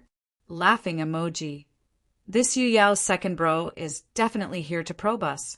I'll cut to the chase. Director, give me an extra drumstick today. I'm going to show off my acting skills. Laughing emoji. After glancing at the chat in the regional channel, Lu Chai did not look at Yu Yao, who was in the escort team. Instead, he smiled and greeted Yu Yao's messenger. Then he waved his hand and ordered the soldiers to unload all the supplies they had brought. They had already divided this batch of resources in advance. Basically, every guild would get their share. At the same time, according to the rules, 20% of the resources would be sent to the Rock Ghost King. What they needed to do now was to prove their sincerity and put on a good show for the subsequent material support. Yin Xiaoqi had already explained the rest of the scenario to the players on the forum. This time, not only did the players want to play, they wanted to play it big. Not only did they want to cheat a lot of resources, but they also wanted to prepare for the subsequent invasion of the land of the 9 luminaries. After welcoming Yu Yao's messenger into the original palace of the Mansion of the Dead, Lu Chai waved his hand. Someone, serve tea to the messenger. The players who were waiting in the palace were all carefully selected actors. They began to get busy. It seemed that Lu Chai was the master of the Mansion of the Dead, and there was no mistake at all. After that, Lu Chai began to discuss with Yu Yao's messenger about his plan to fight against the various forces. However, Lu Chai knew what kind of role he had to play. He appeared very arrogant in the conversation, but the battle plan he proposed was full of loopholes. Apart from telling this to the messenger, he was mainly putting on a show for Yu Yao. Seeing Lu Chai's performance, Yu Yao, who was secretly observing, was very satisfied. Although Lu Chai was arrogant, he had no brains at all. Obviously, he was a reckless man. However, this was exactly what Yu Yao needed, because this kind of person was the easiest to control. At this time, Guyu came into the palace and cupped his fists at Lu Chai. Clan leader, the resources have been distributed. We can go to war at any time. Hearing this, Lu Chai once again showed his reckless side. He slammed the table and said, "All right, since the messenger is here, let's show our sincerity. This time, we will send troops to the Hydra. They dared to provoke me a few days ago, so I will take my revenge." Wait, Lord of the Mansion of the Dead, it's not good for you to make enemies on all sides. The Rock Ghost King has not been settled yet. Before the messenger could finish his words, Lu Chai waved his hand.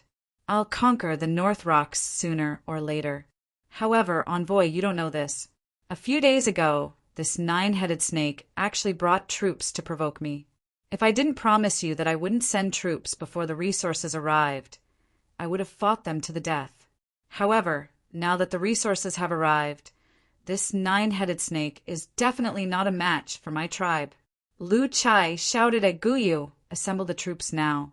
We will send troops to the Ascension Zone and chop off the head of the Hydra." Hearing Lu Chai's impulsive speech, Yu Yao, who was hiding among the guards, was embarrassed. He was speechless about Lu Chai's reckless character. Yu Yao believed most of the 9 messengers' description after they returned to the 9 luminaries. However, Yu Yao felt that the war this time was a good opportunity for him to find out more. After 2 hours of preparation, the army of players went straight to the Ascension Zone. The guards followed under the messenger's lead. When they arrived at the Ascension Zone, the Hydra's demonic snake army was already waiting for them. "Hydra, you dared to provoke me with your troops that day. I will make you pay now." Lu Chai roared at the Hydra as he pushed through the crowd and came to the front of the army of players. The veins on the Hydra's forehead bulged when he heard Lu Chai calling him a Hydra. He was not pretending, but he was really angry. "If you want to die, I will fulfill your wish." Following the Hydra's roar, the group of demonic snakes raised their bodies and flicked their tongues at the army of players. Kill. There was no unnecessary talk this time. The war broke out instantly. The Calamity Army began to put on an act again. Although the players had taken off their equipment, some of them brought the resources and equipment sent by the guards of the 9 luminaries. Naturally, they could not act as badly as before. They had already discussed this matter with the 9-headed Python King in advance. However, the Hydra King did not care at all.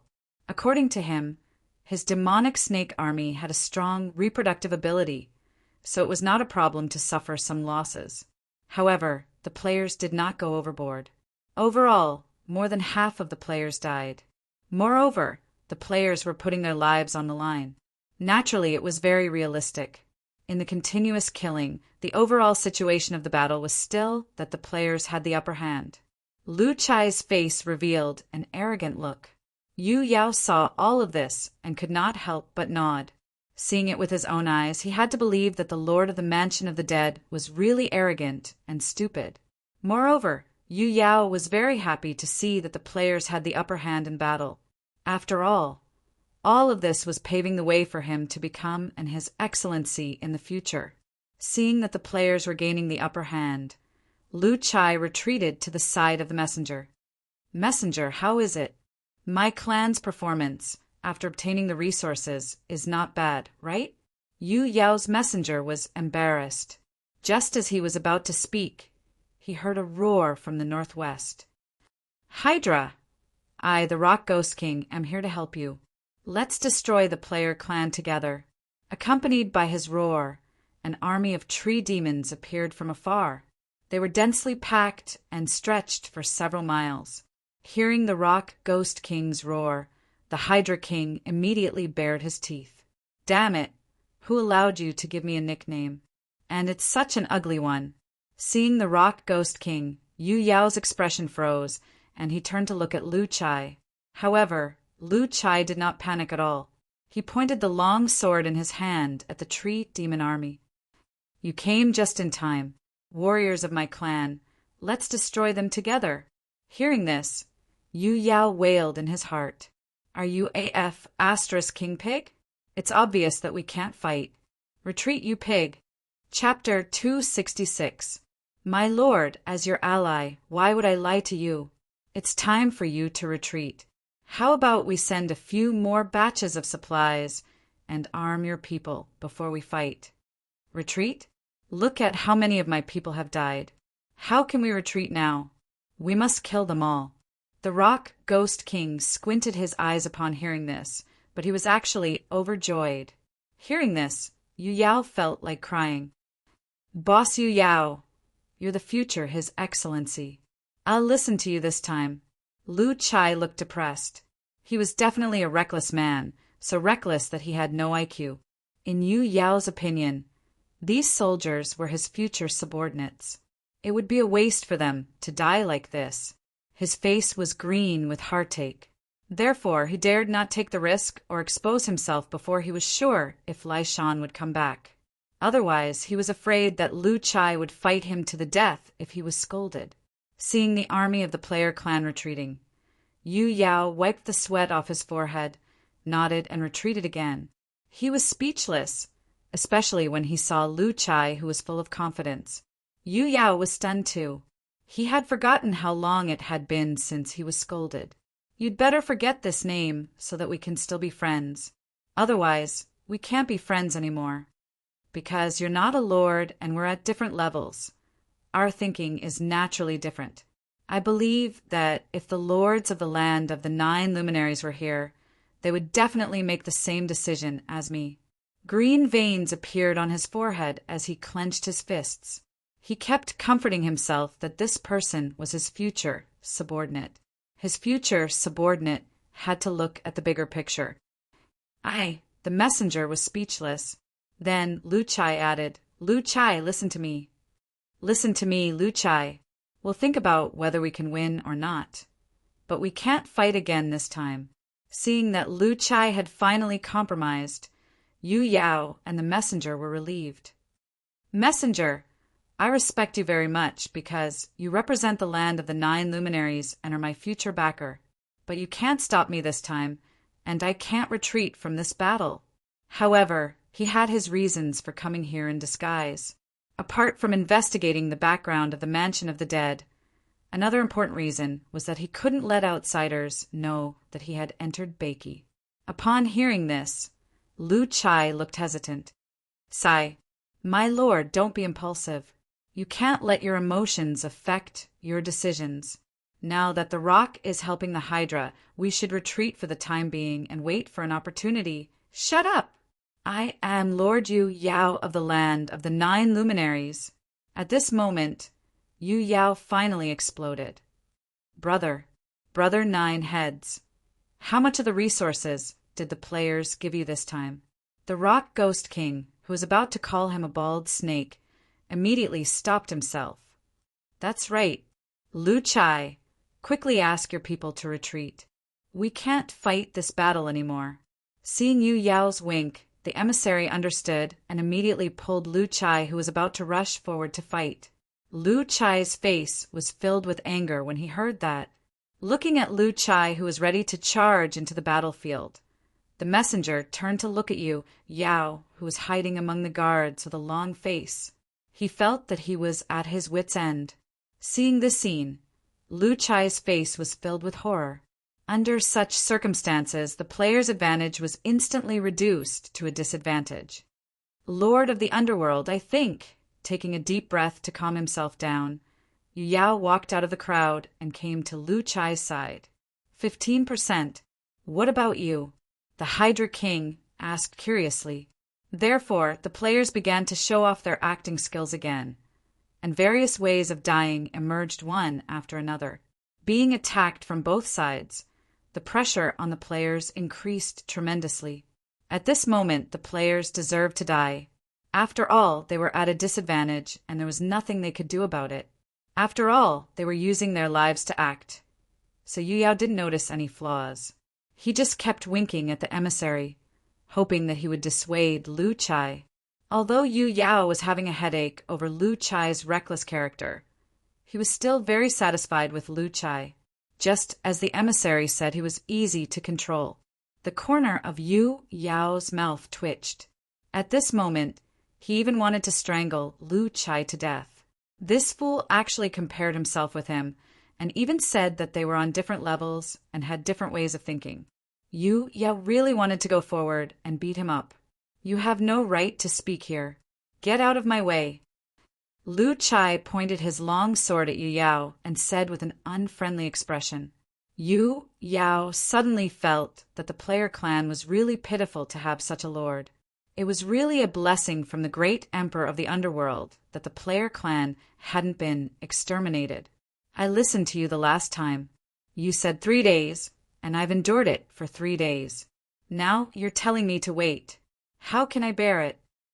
After saying that, Lu Chai turned to the battlefield and roared, Kill them!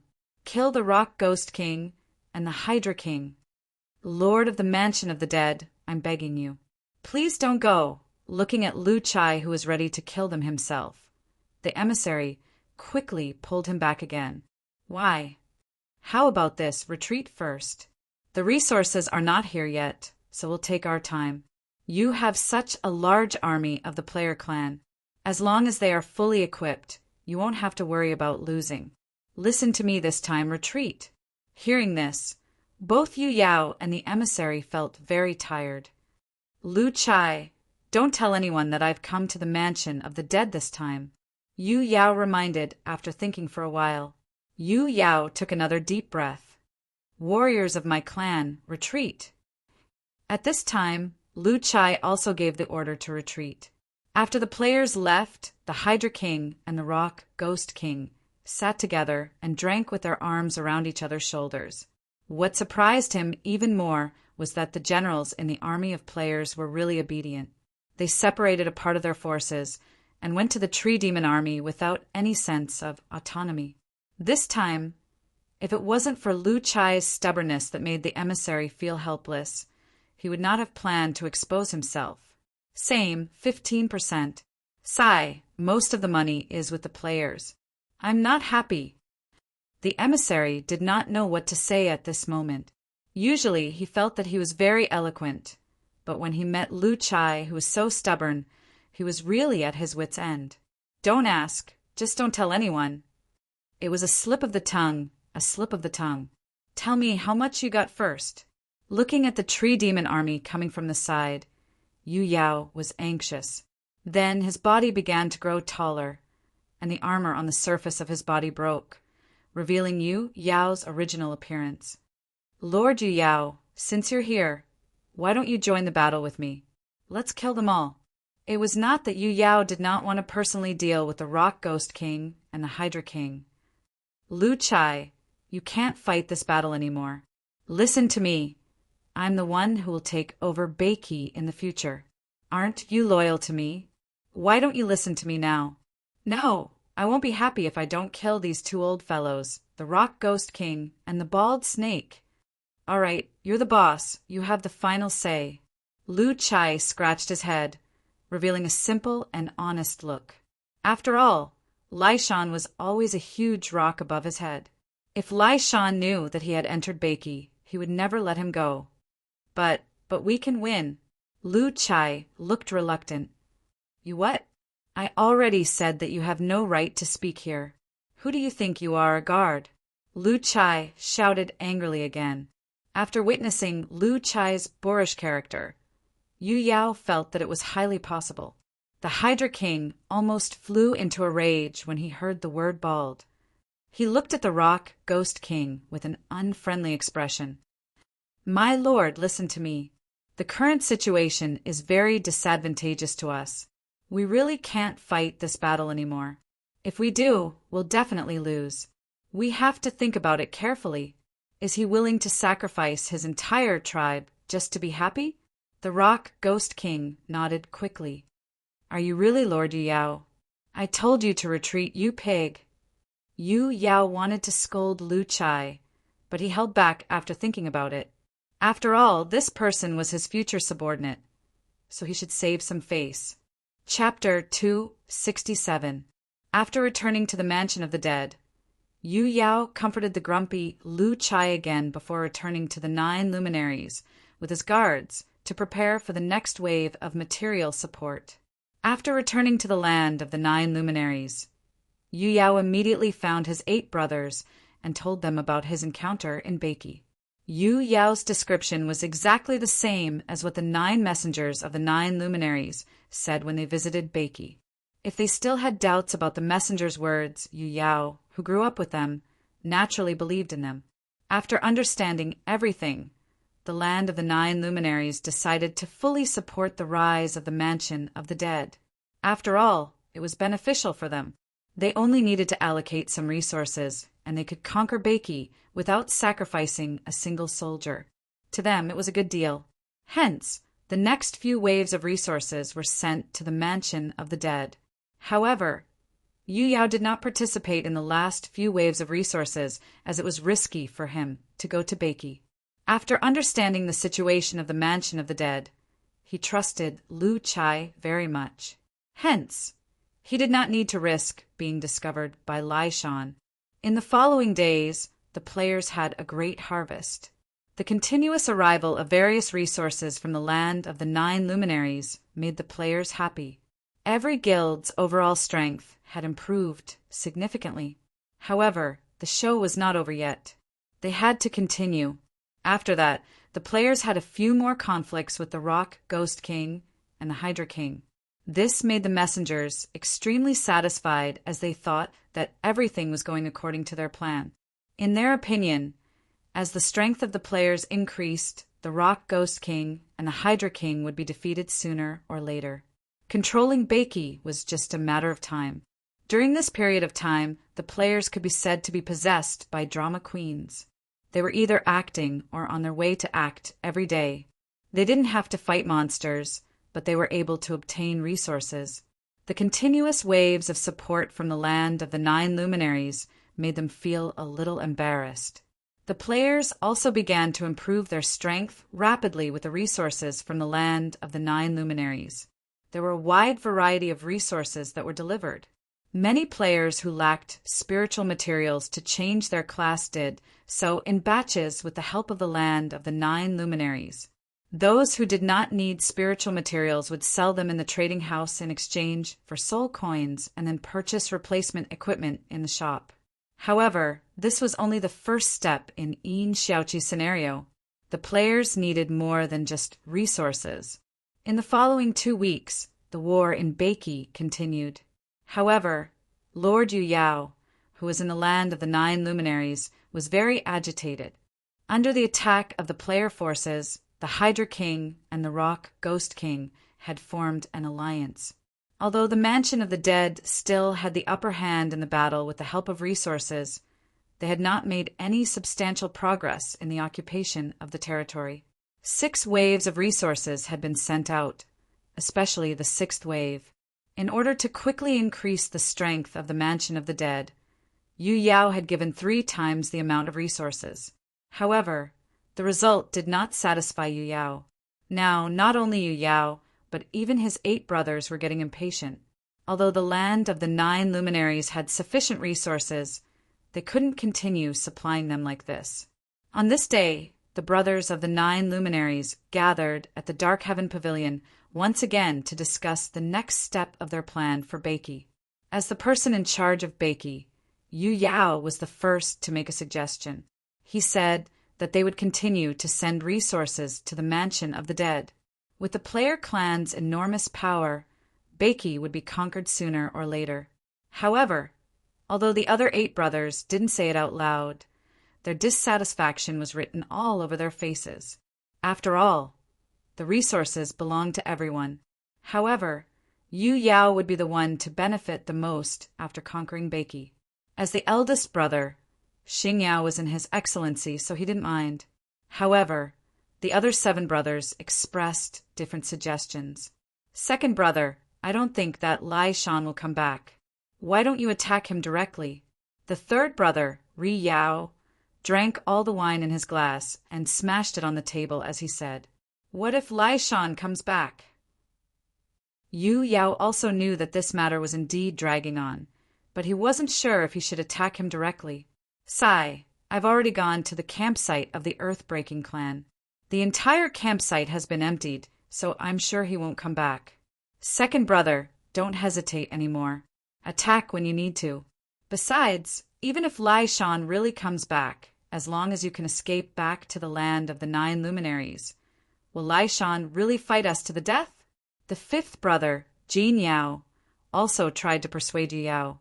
Yu Yao was annoyed when he heard that. Just when he was about to speak, he saw the 8th brother, Hu Yao, who was at the side, slam the table. Second brother, we brothers have seen all kinds of battles along the way. Are we really afraid of Lai Shan? It's not a good idea to continue this stalemate. How about this? Tell me if you want to attack or not. If you don't, I'll go. After Hua Yao finished speaking, the brothers fell into silence. The 8th brother's goal was very clear. If Yu Yao didn't dare to attack, he would do it. However, if he succeeded, the position of His Excellency would go, without saying who would be the next His Excellency. If the 8th brother really attacked, what would he be?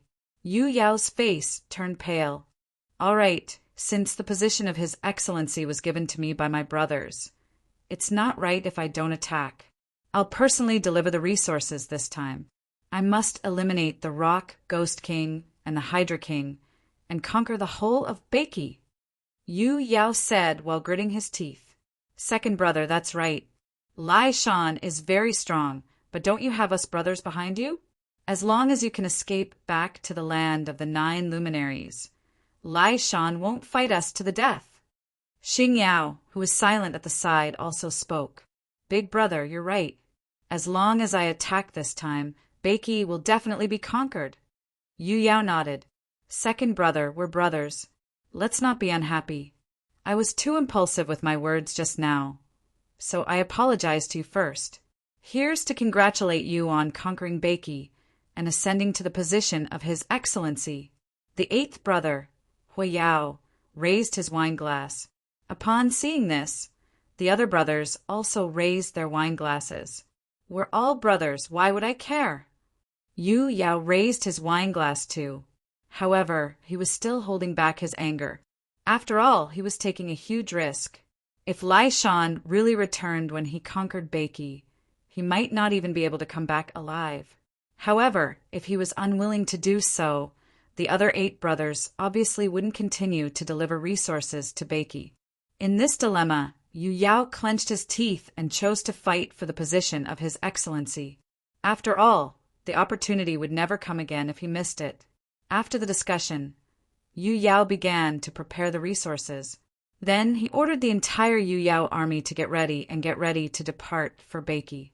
Since he was ready to take action, Yu Yao was naturally prepared to take over Beiki. Naturally, he had to bring his subordinates with him. As for whether Lai Shan would return, Yu Yao couldn't care less anymore.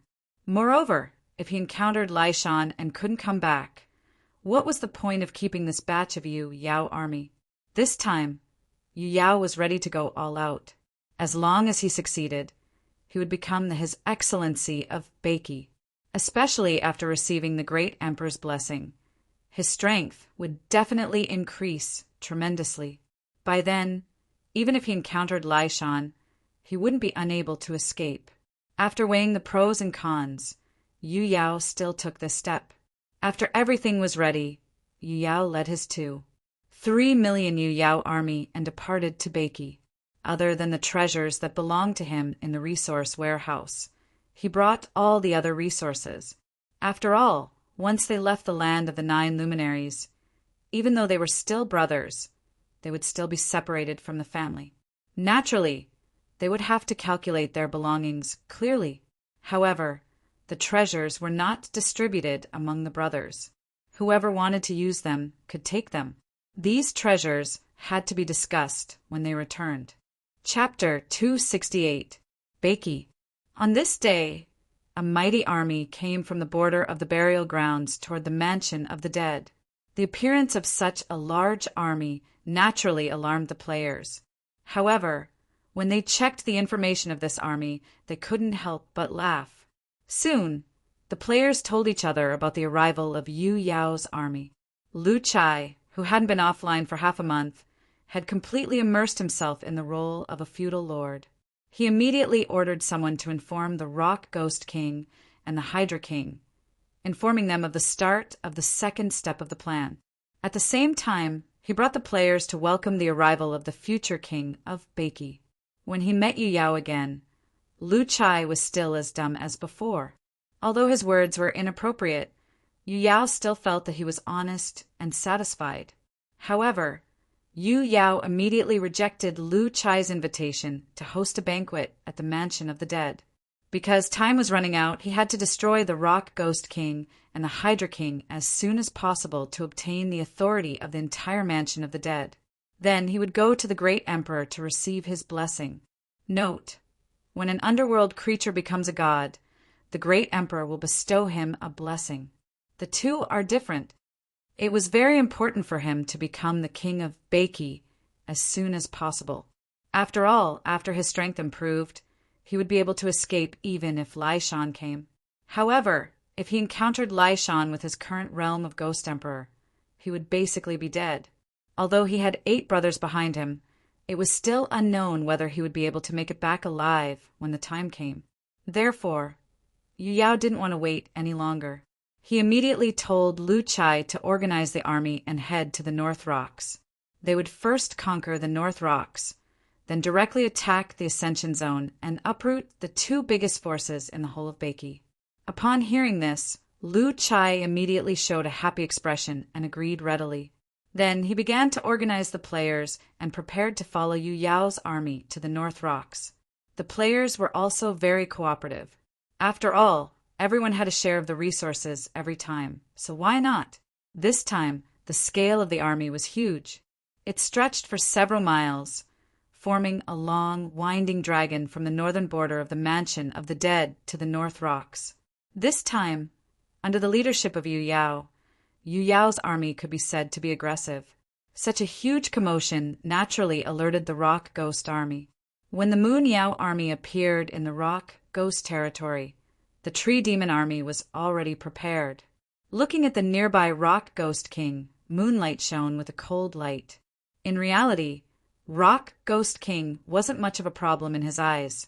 After all, the difference in strength between the two of them was obvious. Dealing with Rock Ghost King would be a piece of cake for him. Boulder, you're so stubborn. Your North Boulder is mine now. Let's see how you're going to stop me. Yu Yao took out a war horn from his waist pocket and put it to his mouth. Just as he was about to blow into it, he saw Boulder's figure rise into the air and approach him. About 300 meters away from Yu Yao, the Rock Ghost King hovered in the air and stared at Yu Yao in horror. Are you great Lord Yu Yao of the land of the 9 luminaries? Hearing this, Yu Yao's face was cold, but he still nodded. You have good eyes. I, the Rock Ghost King, have never offended the great lord. Why have you come this time? The player clan of the Mansion of the Dead is my subordinate. Tell me, why did you offend me? I really don't know. Besides, Lu Chai didn't say that he was your subordinate. Otherwise, I wouldn't have dared to offend you. The Rock Ghost King said bitterly. Now you know. Anyway, I'm going to take your North Rocks. Yu Yao raised the horn again as he spoke. Don't. Great Lord Yu Yao, we surrender. I'll give you the North Boulder with both hands. At the same time, I, the Rock Ghost King, am willing to be loyal to you. The Rock Ghost King quickly said. Hearing this, Yu Yao was completely stunned. He thought that the Rock Ghost King would still fight to the death. He did not expect the Rock Ghost King to surrender. You're surrendering just like that? Yu Yao, who was still in disbelief, asked suspiciously. I, the Rock Ghost King, know the great Lord Yu Yao's strength. I have no chance of winning against you, so I might as well surrender. Hearing this, Yu Yao felt a little depressed. He did not expect his name to be so useful. However, he had no other choice as he could not expose himself. Now, however, he did not care anymore. Nevertheless, he was glad that the Rock Ghost King had surrendered. It would be great if he could subdue the Rock Ghost King without fighting. All right, the Rock Ghost King, you're sensible. However, it's not that easy to surrender. You know the rules, don't you? Yu Yao said as he squinted his eyes. It seemed that if the Rock Ghost King dared to oppose him, he would kill him with lightning speed. Of course I know. Since I have pledged my loyalty to great Lord Yu Yao, the soul oath is not a problem. The Rock Ghost King answered without hesitation. In fact, the Rock Ghost King did not care at all. This was what Tonghua had told him.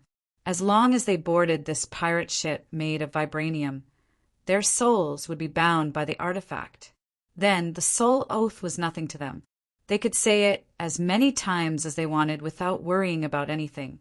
Moreover, they would not be bound by the 6 paths of reincarnation.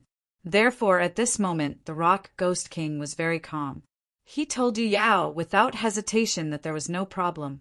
Although he was surprised by the Rock Ghost King's decisiveness, Yu Yao still thought that the Rock Ghost King had surrendered to his oppression. He was very pleased with himself. All right, let's put the soul oath aside for now. Lead your tree demon army and follow me to the Ascension Zone. We'll take over the Ascension Zone. Yu Yao nodded in satisfaction and said to the Rock Ghost King, All right. The Rock Ghost King replied with a smile. Big Boss Yu, this is too hasty. Shouldn't we kill to our heart's content before asking them to surrender? Lu Chai said unhappily, Since they've already surrendered, why bother? After all, the Rock Ghost King is leading the Tree Demon Army to pledge their loyalty to me. Isn't that boosting the strength of my army? Yu Yao could not help but glare at the idiot Lu Chai. All right, you're the big boss. Whatever you say. Lu Chai sighed helplessly, looking a little unhappy. Yu Yao could understand Lu Chai's current attitude. After all, after fighting for half a month, they had been really angry. Yu Yao's arrival must have made Lu Chai feel that he could vent his anger. However, he did not expect the enemy to surrender in the end. That was why he was so reluctant. Lu Chai, we're on the same boat now. The expansion of my power is also good for you. After all, Lu Chai was the first person to follow him. Yu Yao thought about it and comforted him. After that, with the tree demon army joining them, Yu Yao's army, which was formed by the three armies, set off toward the Ascension Zone. This time, Yu Yao was full of confidence. With his current military strength, it was not difficult to take down the Ascension Zone. After a few hours of trekking, Yu Yao's army finally arrived at the Ascension Zone. This time, Yu Yao directly blew the horn to attack. The army charged straight toward the Demon Snake army in the Ascension Zone. Lord Yu Yao, wait. I, the Hydra King, surrender. I'm willing to pledge my loyalty to you. Seeing Yu Yao's menacing army, the Hydra King, who was still memorizing his lines, was shocked. He quickly floated into the air and flew toward Yu Yao while shouting continuously, "Beep!" Hearing this, Yu Yao blew the horn to stop the war. "What did you say?" "I surrender. I'm willing to pledge my loyalty to you," the Hydra King shouted again.